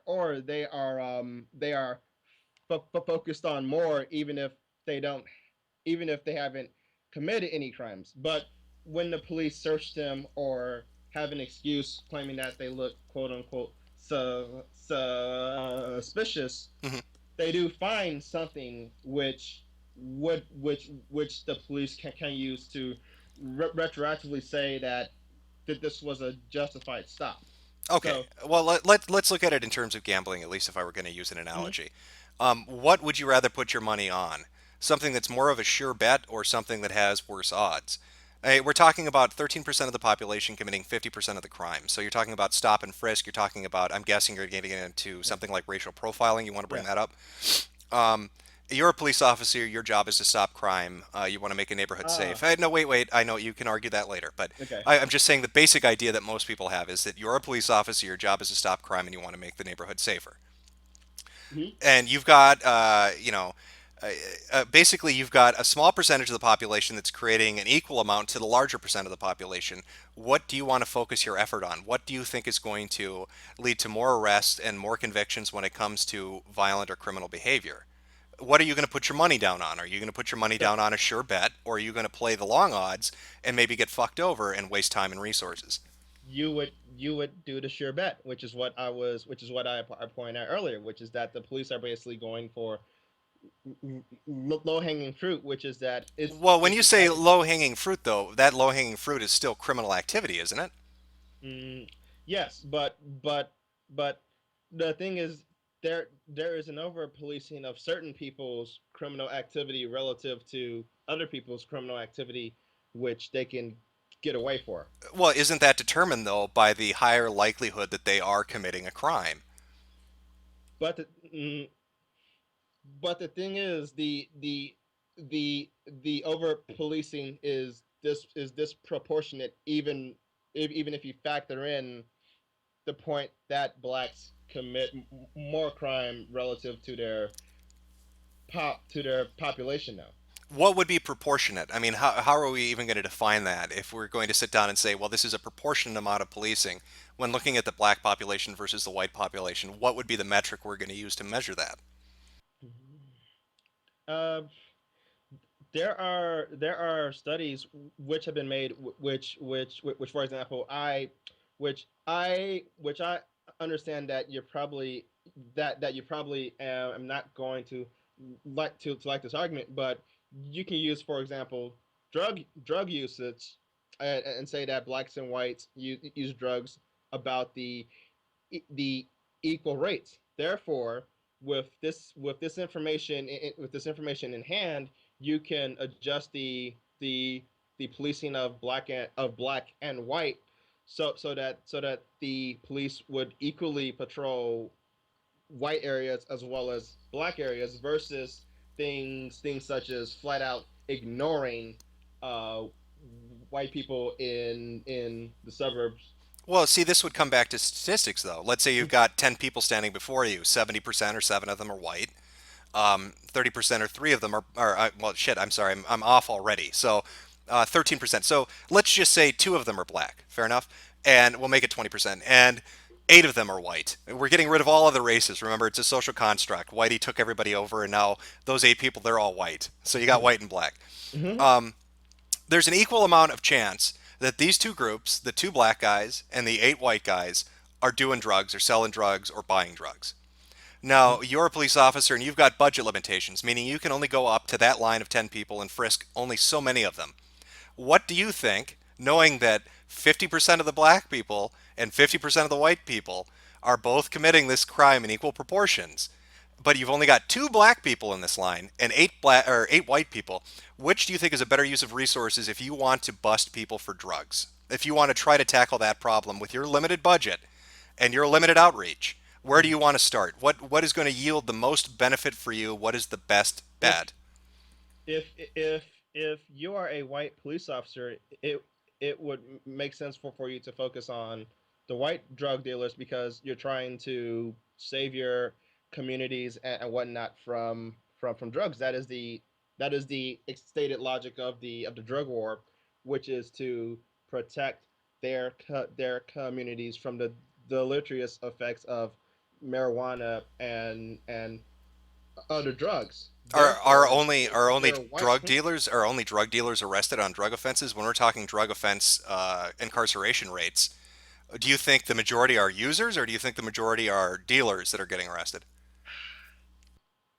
It's about even, I believe. Okay. I could be wrong actually. If you have evidence which would No, contradict we're that. so far off into the fucking woods, my friend. I'm lost as shit. I don't have those kind of statistics in front of me. If you don't, that's fair enough. We'll just have to speculate. But Okay. I think the point that I'm getting at here is you're talking about two different population groups, one much smaller than the other, that's committing an equal amount of crime. Now, people would look at police going into those communities, the smaller percentage one, and getting more arrests and say, well, that's your profiling, or you're going into this community and you're doing something just because they're black. I would say, as a counter argument to that, that when you're looking at budget limitations, when you're looking at, there's only so much shit you can do in a day, right? I mean, that's fair. It doesn't matter what profession you're doing. It's like a doctor. You go into a doctor's office. The doctor can't run every test that he has. He doesn't have the time or the money to do that. So he's got to try to narrow it down to what's the most likely suspect. Yes. Now, the fact of the matter is, if you've got two different population groups and one's smaller than the other, but they're committing the same amount of crime, the most likely suspect to start with is going to be that black population. And I don't think it's racist to say that. I mean, if the statistics show that's what's happening, if these are actual crimes and people are being convicted of them, I suppose you could make the argument that it's all planted, it's all bullshit, that every black arrest that's ever happened is completely fictitious and made up. But barring that kind of an explanation, it would make the most sense that if you're got that budget, you're going to go there. And when you're looking at large cities like a Chicago or a Baltimore or a Detroit, when you look at the population breakdowns of those cities, they are a large population, a majority black. Mm-hmm. So you've got a majority black population in a large city with a police force that's looking to find and stop crime. And even though that's the majority of the population, it makes sense when you look at it through the numbers that that's where they're going to go. That's the area they're going to have the most trouble with. Is that unfair? I mean, does this sound like this is some kind of crazy racist shit to you, or could you see why a police officer would do that? But I did point out that those reports are a bit slanted because of the pre-existing over policing of black neighborhoods now. Oh, okay, but I mean that's that. So when you're talking about the pre-existing over policing of black neighborhoods, what are we? A higher. What's the motivation behind that then? I think this is going to get to the root of the cause. So when we're saying they're over policing them, right? Mm-hmm. Are we saying there's a racial motive to that?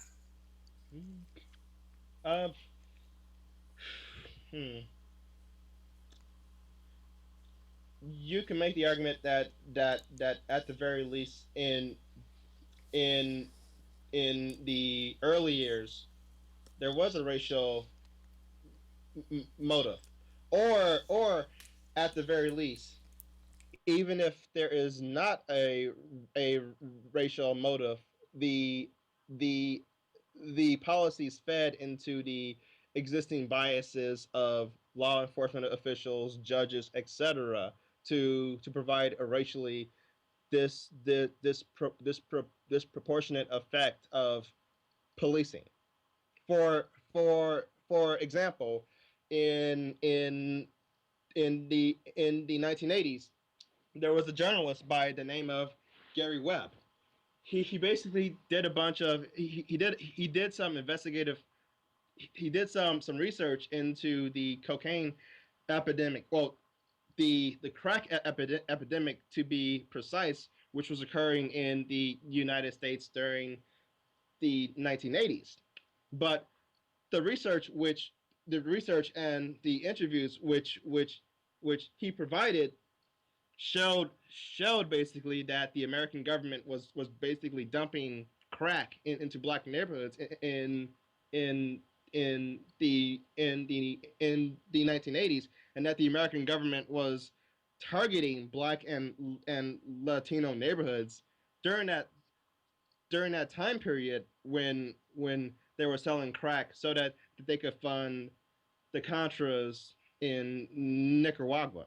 So in a limited scope and a certain time period and a geographically confined area.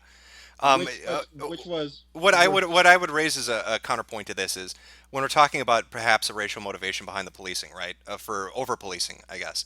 What would the response then be to a city like Baltimore or Detroit, where you've got basically black-run government? You look at Baltimore, for instance, when Yes. they had the riots that they did, black mayor, black DA, Yes. large presence on the police force that are Mhm. black. Why would black people racially profile themselves?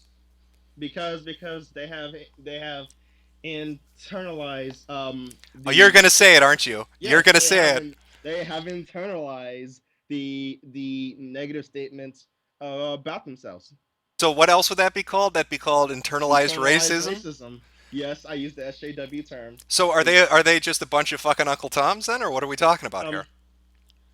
I would make the argument that they are working towards towards interests which may not be in the best benefit of their people.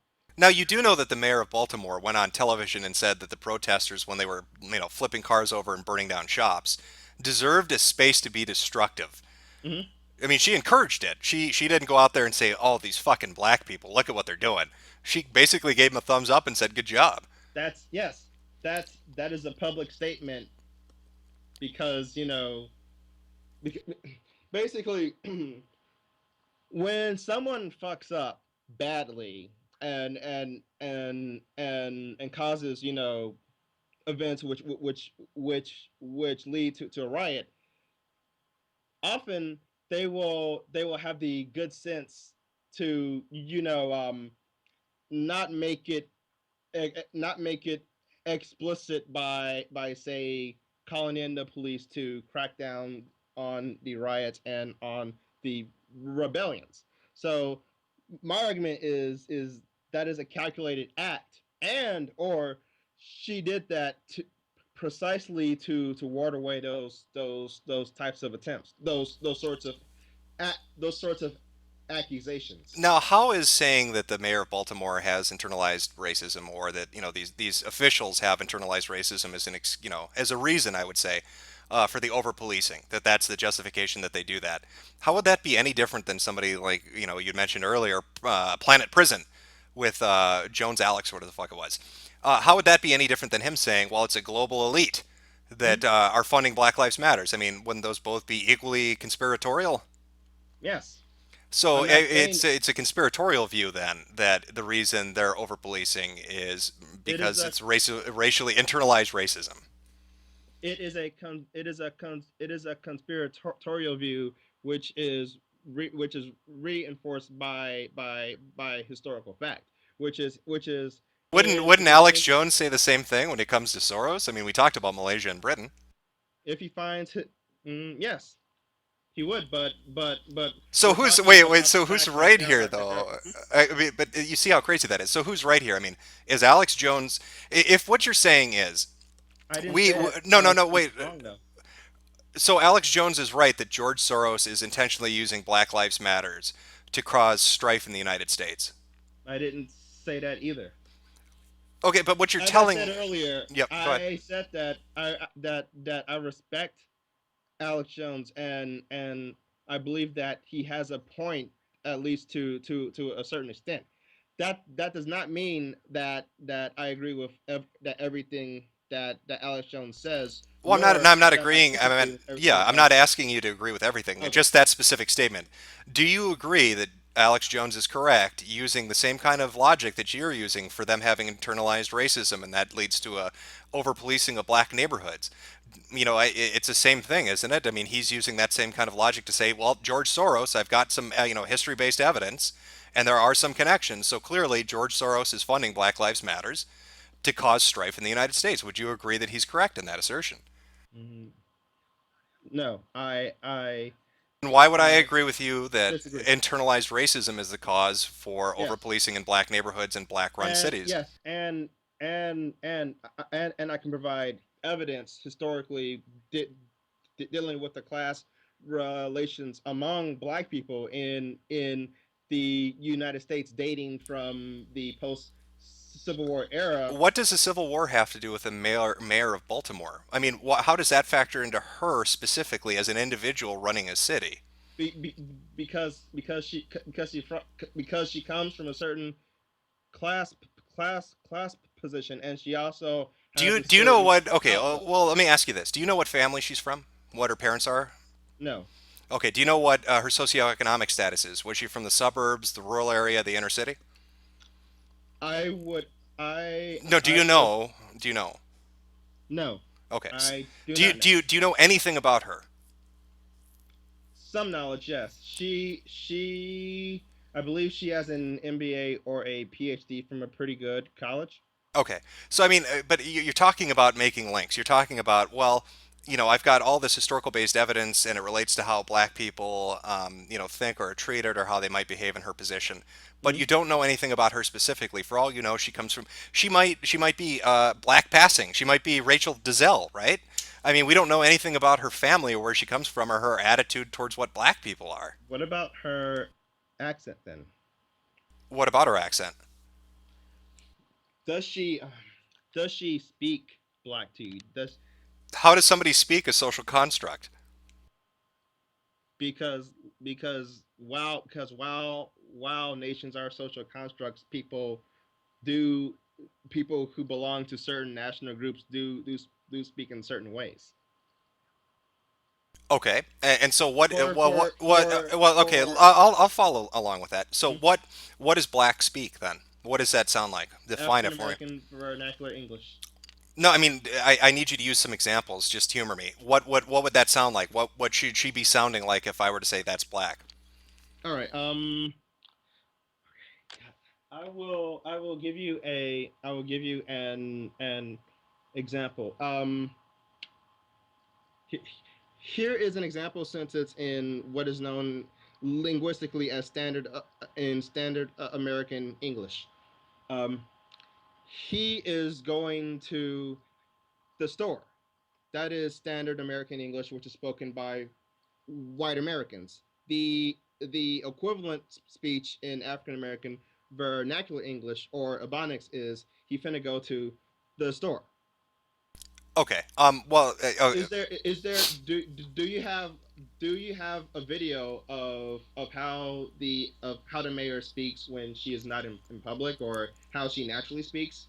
Because No, I've only heard there's a her. difference I've between only a heard black. her at press conferences. I've never really Okay. heard her giving like a private conversation or maybe at like kind of a more Yeah. private event. You know what I mean? More laid back. It's always been in front of the cameras, in front of the mics. But kind of going back to your point of does she sound black? Let me ask you this: are you black? Yes. Okay. Why aren't you speaking in Ebonics? Because I'm speaking to a foreigner in a way which would presumably be easier for other people to understand. This is a online medium, and I'm speaking to foreigners, so uh, it's probably a good idea to try to speak in a somewhat standard American di- dialect. Do you normally speak like this? Um, Fuck, I actually do not know. I mean, have you heard of the term code switching, Yes, where I know you it. I know it called. subconsciously Yep, code switch? switching. Yep. So I might subconsciously switch into Ebonics when I'm speaking with other Black people. I may not notice it. I may subconsciously notice it, but as of this moment, I'm speaking to white people, so I am speaking in a standard dialect. Okay, but if we're going on just basic speech, and is this person speaking black or not? And you're saying that, well, maybe I do it when I'm talking to foreigners, but I don't do it when I'm not talking to them. There'd be no way for us then to determine whether she really speaks black or not. I mean, you're saying that she might Correct. engage in code switching. Correct. But I mean, again, that goes to we don't know anything about her. So how does the Civil War play into what her philosophy would be? Because she could come from a white house in a rich neighborhood and be like that, or she could come from the fucking ghetto and have lived on food stamps all her life. We don't Actually, know. we can solve this right now by looking up the mayor right now. Sorry for not thinking of No, it's doing fine, man. this. Go ahead. For I should have done this earlier because because basically uh there there are internal struggles within certain groups. Well, actually, you know what? I want to ask you. I want to ask you The this in regards to code. I want to ask you this in regards to code switching. Wouldn't that just be internalized racism? I mean, wouldn't that? Could we just call it Tom talking, Uncle Tom talking, right? Because that's basically what it is, isn't it? You're afraid to be who you are, or you're putting on an act for another race. So basically, it's internalized racism. It's Uncle Tomming it. It's Uncle Tom talking. I'm coining that. That's patented. Trademarked, chat. Don't fucking steal it. We have all been influenced by the surrounding environments. So you could make that argument because basically due to historical events, basically black speech is not considered to be a prestigious dialect. So black people have been suppressed for speaking black basically. So they have been forced to speak in a white manner. However, this is part of what I would make the argument that we are trying to fix. And in regards to the mayor of Baltimore, she is a daughter of a doctor and a member of and a politician, and she Wait, also she went she has a to medical degree? Goddamn. yeah. Why did she become a mayor? She could be making a killing as a fucking doctor. No, her dad Oh, was I'm sorry, I misheard you. Okay, I thought she had like a medical degree and then went into politics. I couldn't okay. figure No, that no, no. out. Sorry.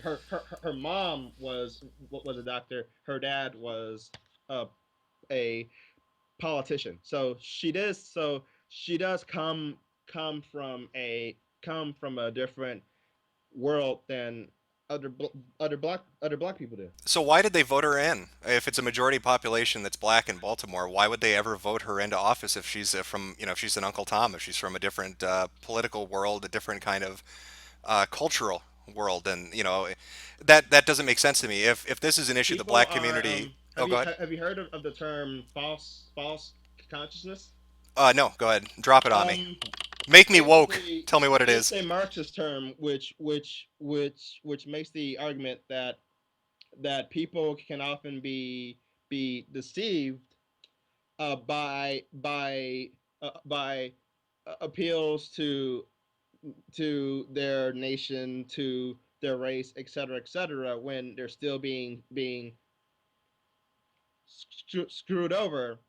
But but the bourgeoisie, which is the rich person, is able to use the identity aspect to mask um, other things which may have a bad effect. So basically the black voters in Baltimore might have I'm not sure. I am not someone who lives in Baltimore. Neither am I. They Yeah. might have voted for her primarily because she is black, or may have been persuaded to vote for her because she is black, but they were unaware of the different worldviews which she had in comparison to the average voter in Baltimore. And actually, there is a quote from Barack Obama exactly on that, because he Well, made a quote. let me ask. We'll get to Obama in a second. I just want to kind of keep pace. Two things, I guess. One, it kind of comes off like, I mean, it sounds like you have a really low opinion of black people. Well, you're talking about, well, they would have voted because essentially this kind of critical theory idea, this Marxist idea is what? That they're too stupid to pick up on, that she's going to sell them out, and that they code switch because they're ashamed of who they are. And, that they make... empire now. But I mean, look at what you're talking about. 13% of the population, so we're saying they do 50% of the crime, so, criminal. People that are ashamed of their heritage, they code switch, so they're sellouts, and they're too fucking dumb to elect somebody that's going to do the best thing for them. I mean, that's not the view I hold of black people. I don't think that they're fucking useless tools that are too goddamn stupid to pull themselves out of a ditch. The other thing, wait, one other thing, one other quick thing. Do you think, just taking Baltimore as an example, well, you brought up this. What was the phrase that you used when you were explaining this? False consciousness. False consciousness.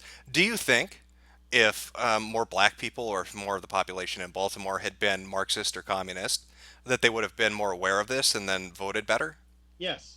Do you think that the black community as a whole should be more Marxist or communist? Do you think that would be more beneficial to them so they could Yes. see these kind of things coming for them? Yes. Okay. All right. Go ahead with the Barack Obama thing. Like I said, I'm trying to keep pace with you. All right. Basically, there's an Obama quote which basically says I was a community or organizer, blah blah blah. But when I became a senator, I felt my world started to diverge from the desires of my constituents, and I felt myself tied in more and more to the desires and to the wills of those who were MBAs, those who had banks, those who were of a different class level. So this is something which Obama himself has stated, which is that when you get to a certain position, or when you come from a certain class position, there is a disconnect from what your constituents wish. And furthermore, in regards to your claims that I say that black people are stupid, and that they can't dig themselves out of a ditch. No, my claim is that black people as a national group are basically stuck in a shit position in the American empire, the giant global spanning empire which oppresses black people, white people. Yes, that means that I believe that you can make an argument that white people in the U.S. are oppressed both in a class nature and arguably in a national nature, in which the white national identity may be suppressed by the nation the destroying processes of capitalism. And but the thing is, this happens to pretty much every ethnic group in every empire. When Poland was part of the Russian Empire, the the Polish the population of Poland was put in a similar subaltern position relative to Wait, to the West. When Ireland was in this position, it was wait. The population of Poland was put in a position. You've got a tiny bit of a stutter. Would you say Peter Piper picked a pack of pickled peppers for me? Peter Piper picked the pepper. Sorry. See, you died right at the end there. I'm sorry, I'm just fucking with you. When you talked about Obama talking about class, is that a communist argument? Is that a Marxist argument he was making? That seems to be a large part of the Actually, Marxist philosophy is a class-based argument. I don't believe that Obama is a Marxist. No, I He's didn't say he was. I said, is that a Marxist yes. argument that he's making? Um, Or is that a Marxist statement that he's making? I'm sorry. Yes, it is a Marxist statement. Okay. All right. And I know we're jumping around here a lot, but I don't want this stream to go like for 4 or 5 hours. Okay. I think you said at the start of this you had several points you wanted to raise. We've gone through about 3 of them. What are some others that you'd like to kind of touch on? Actually, crap. Soros, black crime. Oh, I believe those were all of my arguments. Do you have a counter argument now? Would you wish to make your response, or?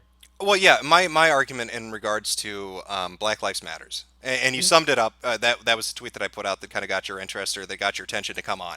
Yes. Um, you know, again, that sums up my general view of them. Now, when we're talking about people in leadership positions like D-Ray, we see that they're making a lot of fucking money doing what they do.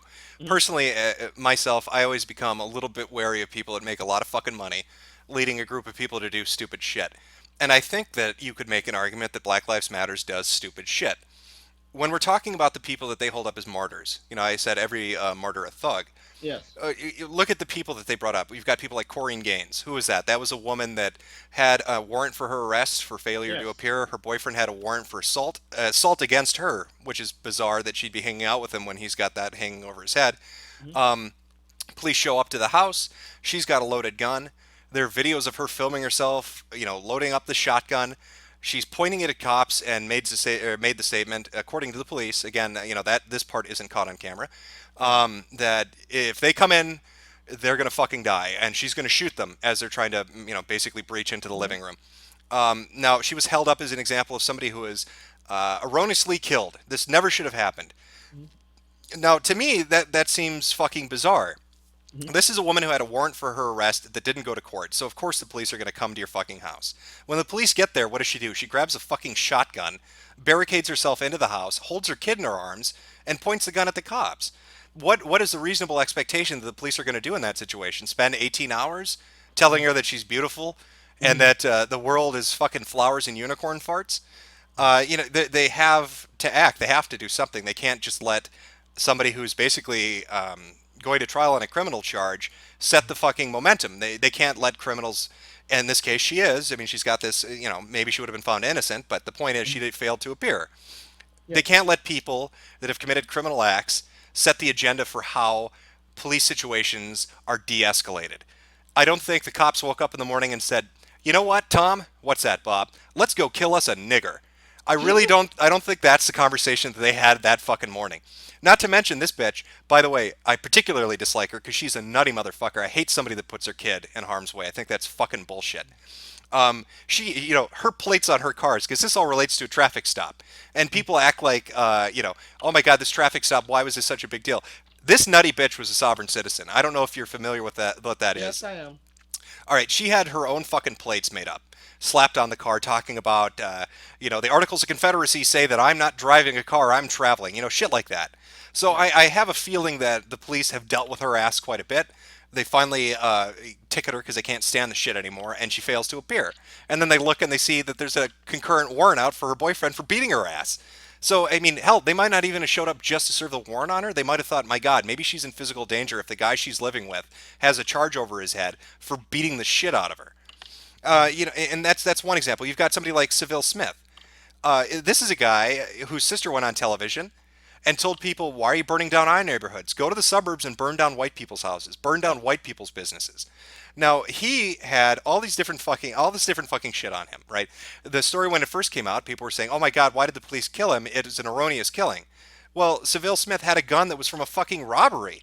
The people talk like he had a concealed carry permit. That's great, but you can't concealed carry a fucking gun that you stole. You still stole the fucking gun. So the police pull him over, and he runs, and he's got the gun on him, and the fucking body cam shows that he has the gun on him, and that it looks like he's raising it. Again, you're a cop. You've got a shit fucking job, and you have to make a split decision. I have no idea what Seville Smith was going to do, but if he's drawing a fucking gun on me, I'm going to assume it's probably the worst possible outcome for that situation. And this guy had, he was on trial, or he was charged with witness intimidation. Those charges got dropped. I have no idea. I'm going to have to go with the DA. I guess there was nothing there, but there are recordings of him saying, you need to go talk to this guy and shut him the fuck up, which makes me think that's really bizarre that the DA let that go. You've got other people like, one of my favorite ones is the Dallas Sniper. Now, when you bring up this guy, what was his fucking name? I had it written. Micah Xavier. Johnson. Yeah, okay, there we go. Micah. So when you bring up Micah, he talked about a lot of the Black Power movements and stuff on social media. His fucking social media accounts got wiped. And, I don't know if that was because of a family member, if that was, Mark Zuckerberg being the faggot that he is and interfering with shit. Because I know that he's got his own fucking agendas. I'm not even saying that it lines up with Black Lives Matters. I'm just saying Zuckerberg's a fucking pussy and will wipe shit out to make it convenient for himself. But can you repeat yourself? I didn't quite hear you. Oh, I'm sorry. Did I cut out on you? No. I dropped out. Oh, okay. Anyway, I was talking about the Dallas Sniper. Yeah.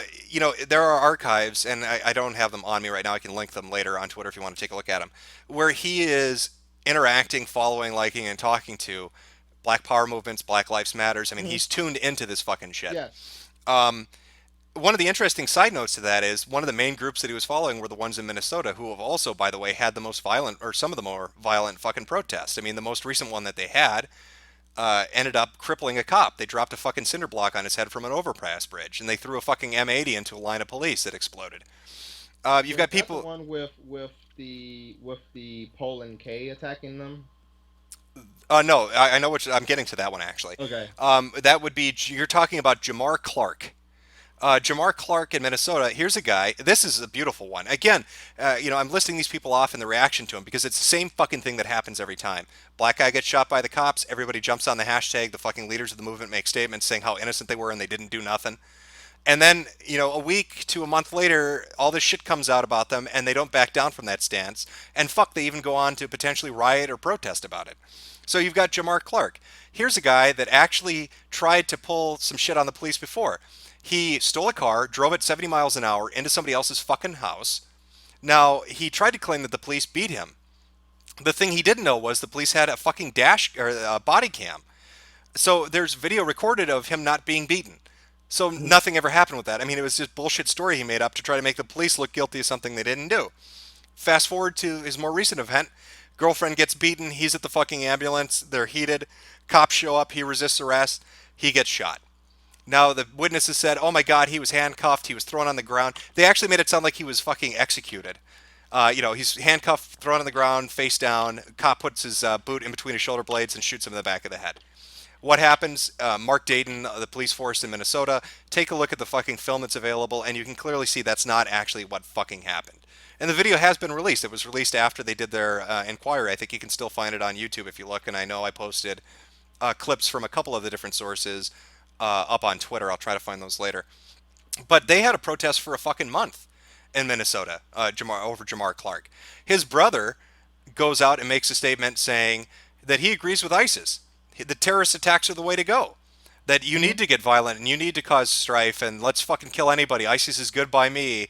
That's what this protest is about. So they're spraying up graffiti everywhere. They're fucking breaking personal property. They're hucking bottles and rocks at cops. You had, I'm going to fuck this guy's name up, but he's a senator from Minnesota. His son was out there doing a little PR stunt. I don't think this guy's really connected to the movement. I think it was just, look at me, how fucking in tuned I am to shit. But again, this was over Jamar Clark. Now you brought up Pull and K. A group of guys go down there to fuck around with people. They go down there to film, and they're confronted right off by people that say, who are you? Identify yourself. Again, I find this funny. If race is a social fucking construct, and you can't really judge somebody by the way they look, how the fuck are they going to be able to tell that they're white? You know what I mean? But anyway, they go up to them and they're like, you don't belong here. You need to identify yourself. We're uncomfortable around white people. They identified them as white people. They film a bunch of shit, pussy out, leave. Come back like 3 or 4 days later. I'm sure you've seen the videos. They're up all over the fucking internet. Yeah. Come back 3 or 4 days later. I don't know if it's the same group of guys or a different fucking group of guys, but it's relatively starts off the same way. They get physical with them and push them. You can't be here. You need to take the fucking mask off. We need to know who you are. One of the guys is strapped, runs down the fucking street. He gets chased or pursued by a group of people, fires off, I think it was 8 shots, hits 5 people, gets arrested for gun charges and a couple other, and I think it was 4 arrests altogether. There was a 5th, but the guy was let go. But I mean, it's this fucking atmosphere of violence. Now, you could say, well, why would he go down there with a gun? Or he was instigating the situation. He's wearing a mask, nobody else is. Or this is a protest that they're having. Well, it's a fucking street paid for by the taxpayers. You can walk wherever the fuck you want to. I don't care if you have your fucking special jamboree over Jamar Clark. I'm going to walk right by you. Fuck you if you have a problem with that. Welcome to America. That's freedom. I can walk wherever the fuck I want to walk. I don't need to identify myself to you. You're not a fucking Scientologist asking me what my crime is. And it goes on and on and on. I mean, you've got more and more and more of this shit. It's always some fucking connection to crime. There's always some fucking gun involved. There's always some criminal record involved. And then they're held up as fucking martyrs. And then protests start. And what do they do when the protests start? You saw it in Baltimore. You saw it more recently with the shit that happened with Seville Smith. They go out and they burn down their local neighborhood. How does that make any fucking sense? Do you think the guy up the street from you is some fucking white millionaire? No. You're burning down the fucking Tires Plus and the gas station and the local shoe store, and you're fucking robbing the jewelry store. You're doing all this shit to local business owners in the same neighborhood as you. To black people just like you're black. You're looting their fucking store. You're burning their fucking property. You're flipping their car over. So I'm supposed to take you seriously when you say that, oh, we're being oppressed, the police are racially profiling us, white cops are out to kill us, when the fucking people you hold up as martyrs are thugs, and the fucking property you destroy is black people's shit. How does that make any sense? Yes. Actually, I will first start with the games person, the Yeah, go ahead. which was the sovereign citizen. Yeah, Corin Gaines. Yep. Yeah, Corin Corin Games. Actually, um, I will say that that Corin Games was not was not a passive victim, but but that doesn't make her not a martyr.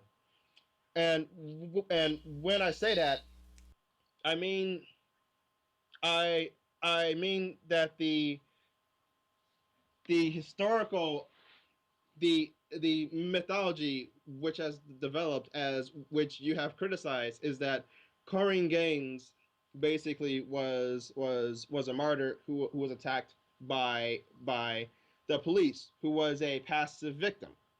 With this new information, the status of Corinne Games is not necessarily that of a passive victim, but arguably that of an active martyr, because as you mentioned, Corinne Games was actually involved in anti-police groups. She was actually apparently involved with their equivalent of Cop Watch, which was a NGO which exists to watch over to watch police and to make sure that the police would are not abusing the population. So she was an active participant, but but the thing is, there are some discrepancies. For example, you mentioned how it is reported that Gaines used her toddler as basically as a human shield. No, I But said that she held her toddler, and then I went on to further state that I think people that put their own kids in danger are oh, pieces of shit. But no, you are right. People did initially report that she was using the child as an actual human shield. yeah, but was that ever proven? Because it actually because it turned out actually that the Baltimore Police Department actually shot the baby, because Tariq Nasheed posted a video of Tariq Nasheed posted a video showing Co- Corin's actual son, but it turned out actually that the police shot the kid, at least according to the actual kid. And we don't, unfortunately, we don't know if if if she was an active participant in the actual shooting, because the police cut off the Facebook feed, because she basically turned on the Facebook feed so that other people would be able to listen to her, to see if anything sketchy would be going on, because there was another case of a cop watch guy who was in a similar situation, who basically who was in a sketchy situation with the police, but he turned on his camera on Facebook, and then he surrendered to the police. So when the guy surrendered to the police, it would be available on the camera, and the police couldn't get away with shooting him. So by your own admission, we don't know if Gaines actually actually used her son as an actual human shield. And Well, and furthermore, here's what we wait. Here's what we do know. Mhm. She did have a gun. The gun Yes. was loaded. She did have a warrant that she ducked out on. She did have a boyfriend who had a warrant for beating her in the same location. Mhm. The police did show up at the house. The police did try to arrest her. She did, there's videos of her loading it up. There are videos of her making threats and telling her child, the police are going to kill us. The police are going to kill us. I have to do something about it. Mhm. Whether or not, again, this is why I carefully chose my words, putting your child in danger. Yeah. That kid would be not, you said he got shot. He wouldn't have been shot if she had gone to court. She wouldn't, the kid wouldn't have been shot if she had allowed herself to be arrested. The kid wouldn't have been shot if she wasn't batshit crazy driving around with a fucking cardboard license plate that said, the Articles of Confederacy say that I can shit on your squad car and you have to applaud me. Yeah. She set that situation up. She put herself in that situation. She did. She put herself in that situation by driving around without a tag and licenses. That's what led to the fucking warrant in the first place. How did she set the situation up if I go out the forces of the state though have to enforce the actual law. So the state is taking an active stance in enforcing those laws though. Do you play? Wait. Hold on, Warsey. Do you play a video game and then yell at the developer that, well, how is this my free will? You put these rules in and how the game is programmed. I mean, you live in a society that has laws. You're going to have to obey them, or you're going to have to start a revolution. She lives in a society that says when you're driving down the fucking street, you need to have a license, you need to have tags, you need to have a driver's license and insurance, because operating a vehicle that goes at excessive speeds put other people in danger. And it's only fair that you abide by the same rules other people's do. So we have some kind of regulation so other people aren't put at risk by your willful negligence. She chose, knowing that, to disregard it. She chose, knowing that she would face some kind of a legal penalty. You're saying, well, what's the argument? Chose, yes, but the enforcers of the state also chose. Well, what are they going to do? Let her go? No. Okay, but what are they going to do? Just let her go? When should they have served the warrant? Is she free to go? Like, well, fuck it. She broke the law, but she's special. Actually, in regards to hot pursuits, a lot of police departments have basically adopted the quote, if it's not a significant issue, leave it alone policy in regards to high speed chases, because they believe basically that engaging in a high speed pursuit or attempting to enforce every single edict of the state actually causes more of a problem than simply allowing, as you phrased it, minor criminal actions to get away. So yes, I would make the argument that the forces of the state could have simply ignored it. Well, if the agents of the state ignore it, if there are laws that they're not going to enforce, then people will never obey those laws. So nobody's going to get a license, nobody's going to get insurance, nobody's going to get a plate or tags, nobody's going to take driver's license lessons. They're going to break every single fucking law because there are absolutely zero repercussions for it. Actually, no. Why would you obey a law that doesn't have any power over you? People obey the laws not because of the negative punishment which may occur because you don't obey the law, but because people believe that the laws are a good thing to follow. So she didn't believe that they were a good thing to follow. There was a national study in Chicago during the 1980s, which actually pointed out that most people follow the laws not necessarily because of a fear of sanction, but because they believe that the law is a righteous thing. So I would question the mentality and the logic which says that you need the forces of the state to enforce these laws. Otherwise, they will not exist. Given that historically, at least in the United States and in the United Kingdom, there were not police forces did not exist until the 1800s or so, and the societies got along well without police forces. Societies got along well in the 1800s without. Are you kidding me? Societies with cities. Okay. Well, let me ask you this. Wait. We're getting off topic. Let me bring it back here, because we're talking about. Okay, let's set aside the minor traffic. No. Let's set aside the traffic citation. Okay, and you're talking about they chose to enforce it.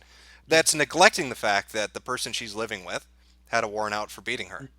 Yes. So if you're law enforcement and somebody doesn't show up to court, and then you look up their, their record or whatever, and you see they live at a residence with somebody who beat them, would it not be reasonable to assume that, well, maybe we should go and fucking enforce the law because maybe she's in danger? But you yourself know how questionable the domestic violence laws are, such as. Do you have the reason to Duluth believe she model. wasn't beaten? Hmm? Do you have reason to believe that he didn't beat her? No. What I am saying is you made the assumption that because someone has a domestic violence charge that he actually beat her, but you yourself So said wait, so that he Corey didn't do Gaines nothing. but you said that Corey Gaines was a crazy bitch. Oh, she was So nutty if, as as you fuck. said, Corey Gaines is a crazy bitch, why she take her word that her boyfriend is beating her and that this isn't just some dramatic yandere bullshit? Because that's what a court is there for. The police aren't the ones that get to decide whether they enforce a warrant for them. I mean, they're not the ones that are going to make the call that, well, personally, Tom, what is it, Bob? I think this guy didn't beat her because Corey Gaines is a crazy bitch. Yes, That's not how that works. But they enforce the laws, and as a law enforcement arm, they do have a substantial amount of power and discretion in So they should what be occurs. police officers and social workers. They should know everything about the person they're arresting. I mean, that's Well, putting a large onus on you somebody who yourself signed up for the made job, that right? implication earlier, though. What was the If you- implication that I made? That the police had to deal with Corrine Gaines, and that she was a crazy bitch. And No, that was my very, observation very that likely she knew was a of her crazy. history. Yeah, that was my observation that she was a crazy bitch, and then more than likely they knew who she was. I didn't say the police officers had stated Corrine Gaines is a crazy bitch and we know who she is.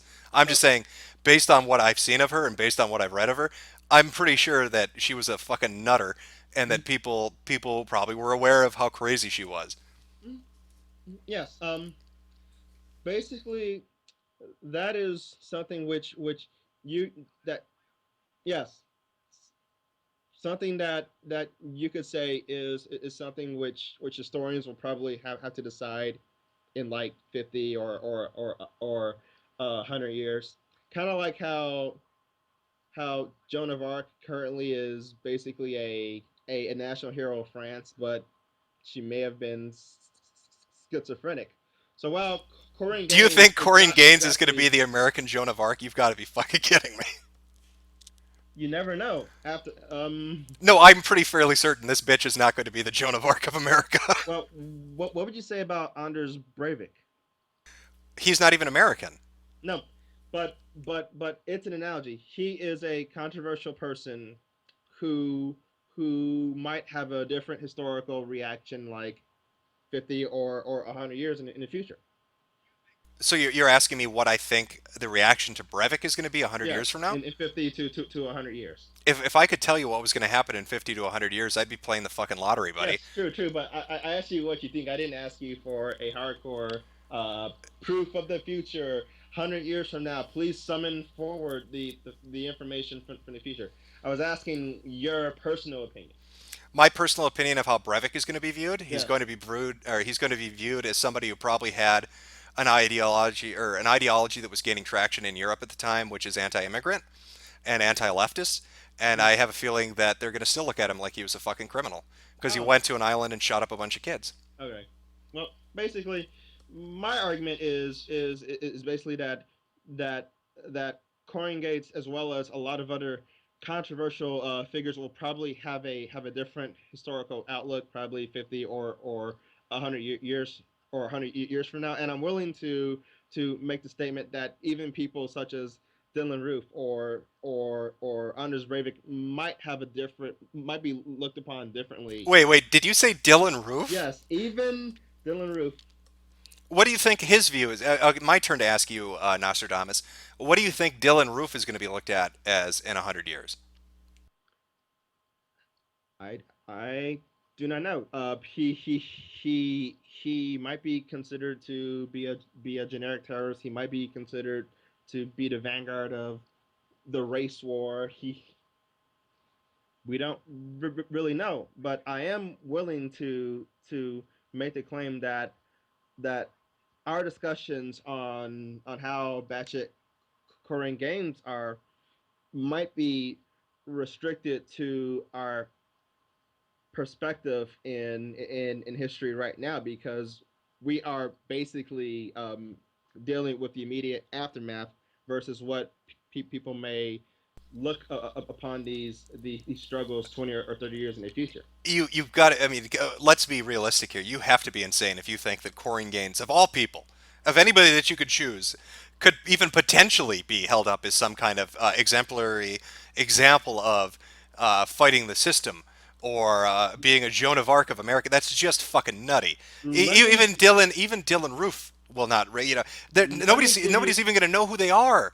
They're just going to be background noise. Let me give you an example. The Boston Massacre, basically during the Boston Massacre, even the people who supported the independence from Britain said that the British soldiers were basically justified in shooting into the crowd because the crowd was throwing pots and pans at the British soldiers. Even a future founding father of the United States, which was John Adams, defended said British British soldiers. It it doesn't matter much, but now people consider the Boston Massacre to be this horrible thing. So, can you name me what one? I'm Can you saying name me is one person killed in the Boston Massacre?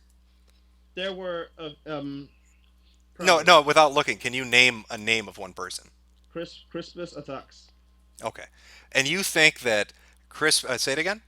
Christmas attacks. Okay, you think Atox is going to have the same ring, or Corey Gaines is going to have the same ring? You don't see how that's insane. Come on, man. I know you know this is As insane. I said, I know you know this is insane. But it is possible, though. I don't know, man. We are restricted by our positions in history, though. We don't exactly know what is going to happen in the future. Well, then let's talk about the specious present. Then we're dealing with a group, like I said, that holds up martyrs that are basically criminals and that fucking pillages their own neighborhoods. And then I'm expected to treat them like they're reasonable individuals. They're not. They're fucking crazy. Right. They've got people at the they've got people at the top that are taking money. They are taking money to give speaking engagements and tours. They're connected to international financiers. They're living in homes funded by Open Society Institute or whatever the fuck Soros calls it. Yeah. You've got people like Sean King, a white guy pretending to be black, but apparently now, after our discussion about social contracts, he's black. He assimilated into blackness. Okay, he's assimilated into blackness. He also claimed that his dad, who he barely knew, was black. Well, Sean King has claimed a lot of things. Sean King claimed that the reason people hold guns is because they're like penises, which makes me think he polishes long guns every night. That guy loves cock. Okay, but it's a very Freudian outlook. It's not a new outlook. It's a very Freudian outlook. I think this guy's looking for cigars. But Sean King, making statements after Milwaukee, making statements after Baltimore, basically almost giving the nod, saying that this is okay. I'm down with this. How am I supposed to look? You're presenting the argument that cops are going after innocent people, but then the innocent people that you're holding up aren't innocent. And then you're saying, well, protest is is the voice of the unheard, but your protest of the unheard is only hurting other unheards. Yes. Actually, if we talk about Milwaukee, basically, as you mentioned, though, the sister of the guy who was shot did say, "Don't burn down their neighborhood, burn down the suburbs." So and nobody listened to her. Yeah. So but the thing is, how do we know that for example the gas station or the other stores burned down were black owned though? How do we know they're white owned? I'm taking an educated guess, given the geography in the neighborhood, that they would be black owned, or at least employ majority black people. No. Basically, gas stations tend to be owned by Indians or Arabs who in the United States are classified as white. Like Arabs were basically classified as white since the day that the first. So how does burning down a Saudi shit fix your neighborhood when you're angry at white cops? No.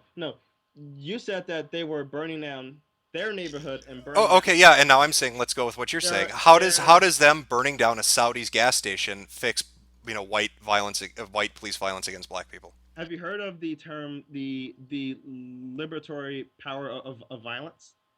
The liberatory power of violence. Yeah, That sounds like something by somebody who would be a Marxist. Yeah, I know who he is. He died in the 60s. Yeah, I know who he is. That even non-directed violence has a set positive because it basically it helps to remove. Wait. If violence has a set positive, right? If that's what he's proposing, then The violence of the oppressed. I like to point out. Of violence of the oppressed. They have to be oppressed then. Well, wait a minute. Since all people can be black and all those cops who are technically, white are now black, they'd be oppressed, right? So them committing acts of violence against black people is really a net positive. But you earlier talked about how about how they could be white as well, and that they have taken the social role of being white, and that they have accepted the privileges of whiteness. Well, Seville Smith was shot by a black cop, so right, and black people are oppressed in America. So technically, him shooting that guy was a net positive. How? You just said violence of the what was it? What was the quote exactly from? The violence of the oppressed. Yeah. Violence of the oppressed has a net positive, right? The violence of the oppressed should not be focused on internecine violence, though, because was that his full quote? Did he put the caveat in there? Talks about talks about using that violence not against the people who are oppressing you, but against those who are causing the set problems. And I would like to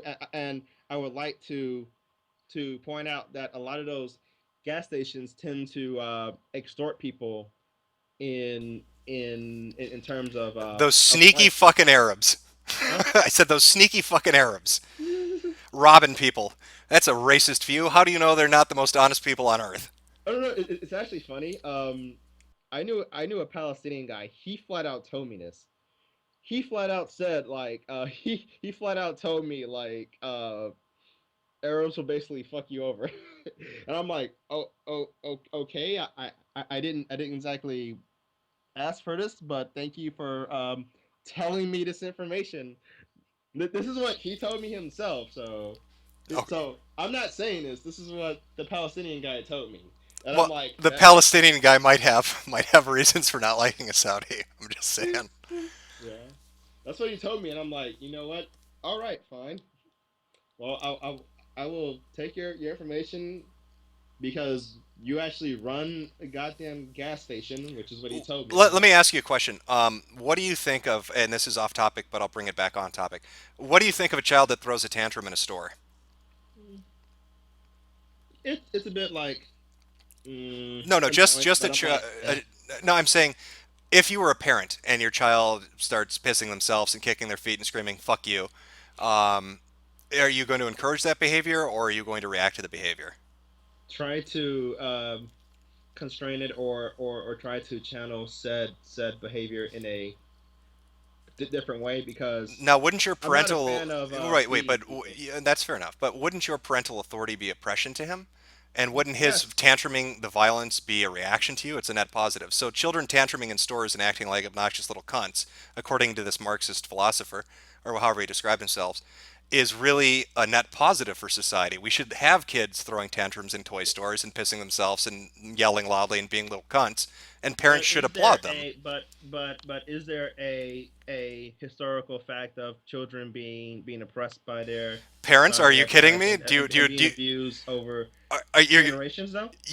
Yes, there is. Are you kidding me? You know, the idea of childhood is a modern American invention. I mean, Yeah. we put kids to work. Oh, Billy, your little hands will fit inside that giant fucking widget. Yes. Hey, Susie, crawl in that gear. I don't give a shit if you've got black lung. You know, Daddy needs his alcohol. You know, yes. yeah, this valley isn't so green anymore. You little cunt, get into the fucking coal mine. Yes, I am aware of that. And I'm sure those kids didn't willingly want to go to work. That parental authority was used on them. Apparently, actually, according to George Orwell, he actually made an argument against that. Basically, the argument of Orwell basically is that it is only people of a certain class level who are obsessed on saying that child labor is bad and that children should be put into schools. So Orwell pointed out basically the average 12-year-old or 16-year-old young man didn't want to be stuck in a crowded fidgety place where I'm not even talking about 16-year-olds. I'm talking about preteens. We're talking about 7 and 8-year-olds being sent off to the fucking factory. True. And there's nobody on earth, Orwell included, that's going to convince me that it is a more positive outcome for a child to work in a fucking coal mine than to go to kindergarten. That's insanity. And if Orwell is a proponent of that, then he's fucking insane. Okay. I don't believe that Orwell meant like 7 or 8-year-olds, but I do acknowledge the fact that childhood is a creation of modernity. However, I would not say that children were oppressed in the same manner that ethnic groups were oppressed historically, especially given. How would child labor be different than a concept like indentured servitude when you're looking at Europe and its specific application to certain ethnic groups?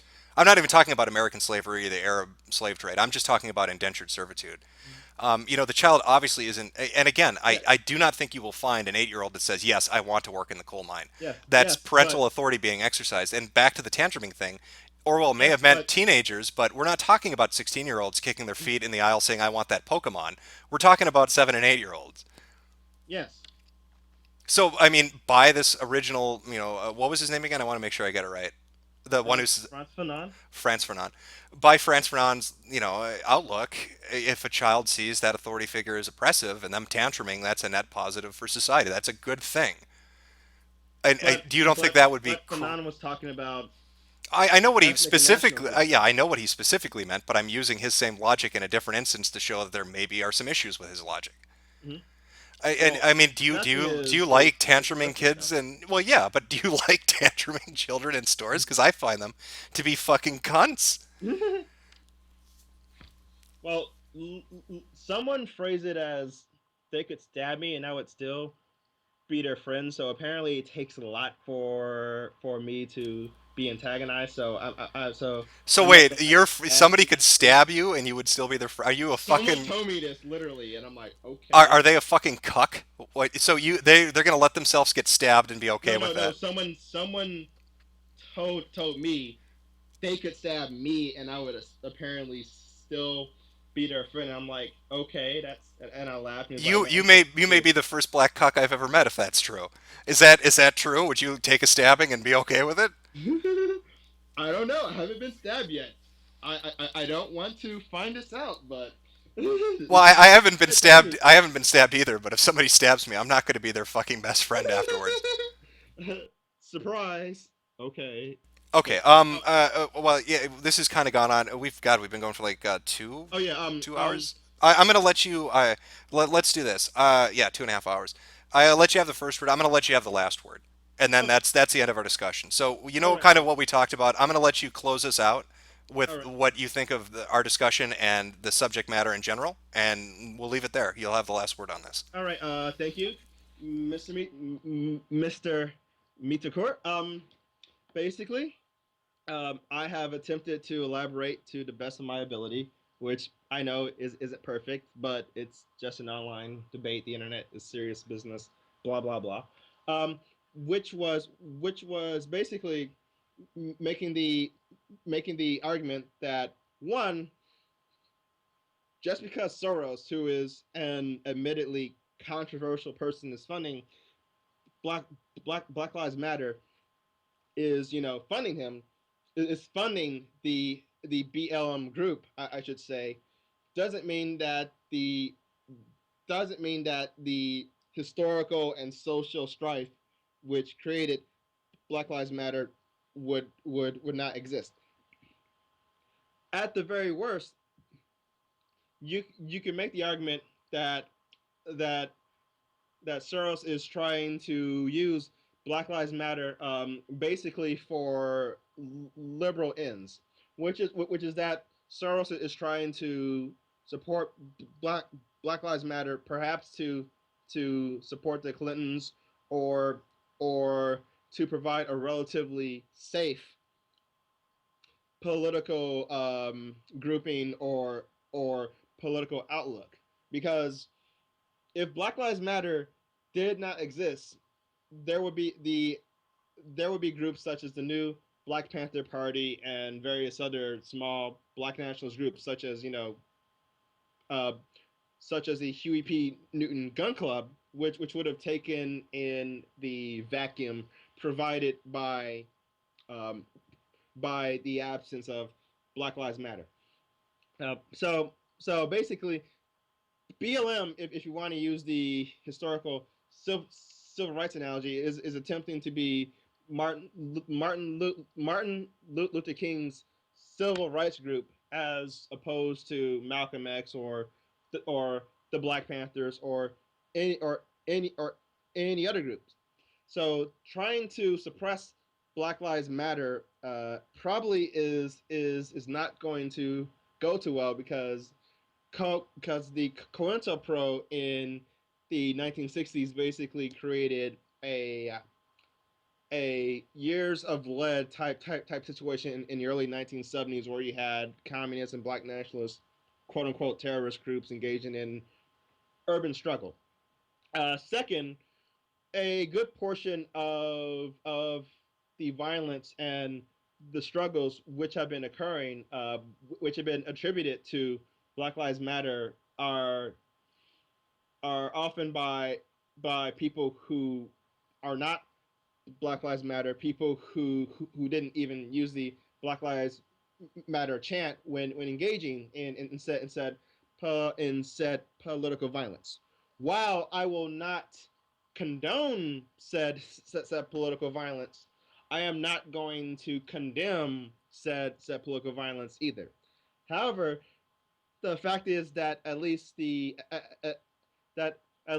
some situations, such as the rioting in Baltimore, as well as the rioting in Milwaukee, might not be the result of Black Lives Matter, especially given Black Lives Matter has worked with other groups such as the Huey P. Newton Gun Club,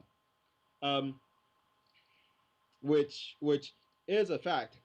Black Lives Matter does not exist in a vacuum. There are other political groups which Black Lives Matter are involved with in some way or another. And the last statement is basically that Black Lives Matter has basically taken the position where they are deconstructing the politics of respectability, i.e., defending controversial people such as Corinne Gaines has been taken about, because people are basically tired of the idea that people have to be perfect angels, that they can't do absolutely anything wrong. The idea that someone should not have any sort of blemish in reaction to the state. So due to this, people are choosing people who you can make an argument are questionable people. However, I would make the claim that we are all basically products of our social, cultural, class, gender, etc., context, and that we are not exactly sure as to how historians 20, 30, or 100 years will look upon these these events. However, the statements of me should not be taken necessarily as the metaphorical word of God, and I'm very sure that I pissed off and baited the entire like chat. So I would like to point out that I went to DashCon and that I went to the FurryCon, which got gassed. Okay. Thank you, everyone. Fantastic. And good night. Have a good one.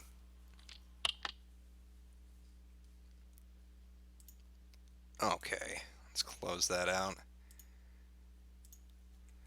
All right. Well, I hope you had a entertaining evening, chat. That was our pro BLM person coming on to discuss the issues. Oh, sorry, excuse me. Discuss the issues. We covered a lot of things. George Soros being a fake Jew, Arabs being greedy, anybody can be black. Tom talking. I think it's been educational for everybody. I know it went on a little bit long here at the end, but that's what you get.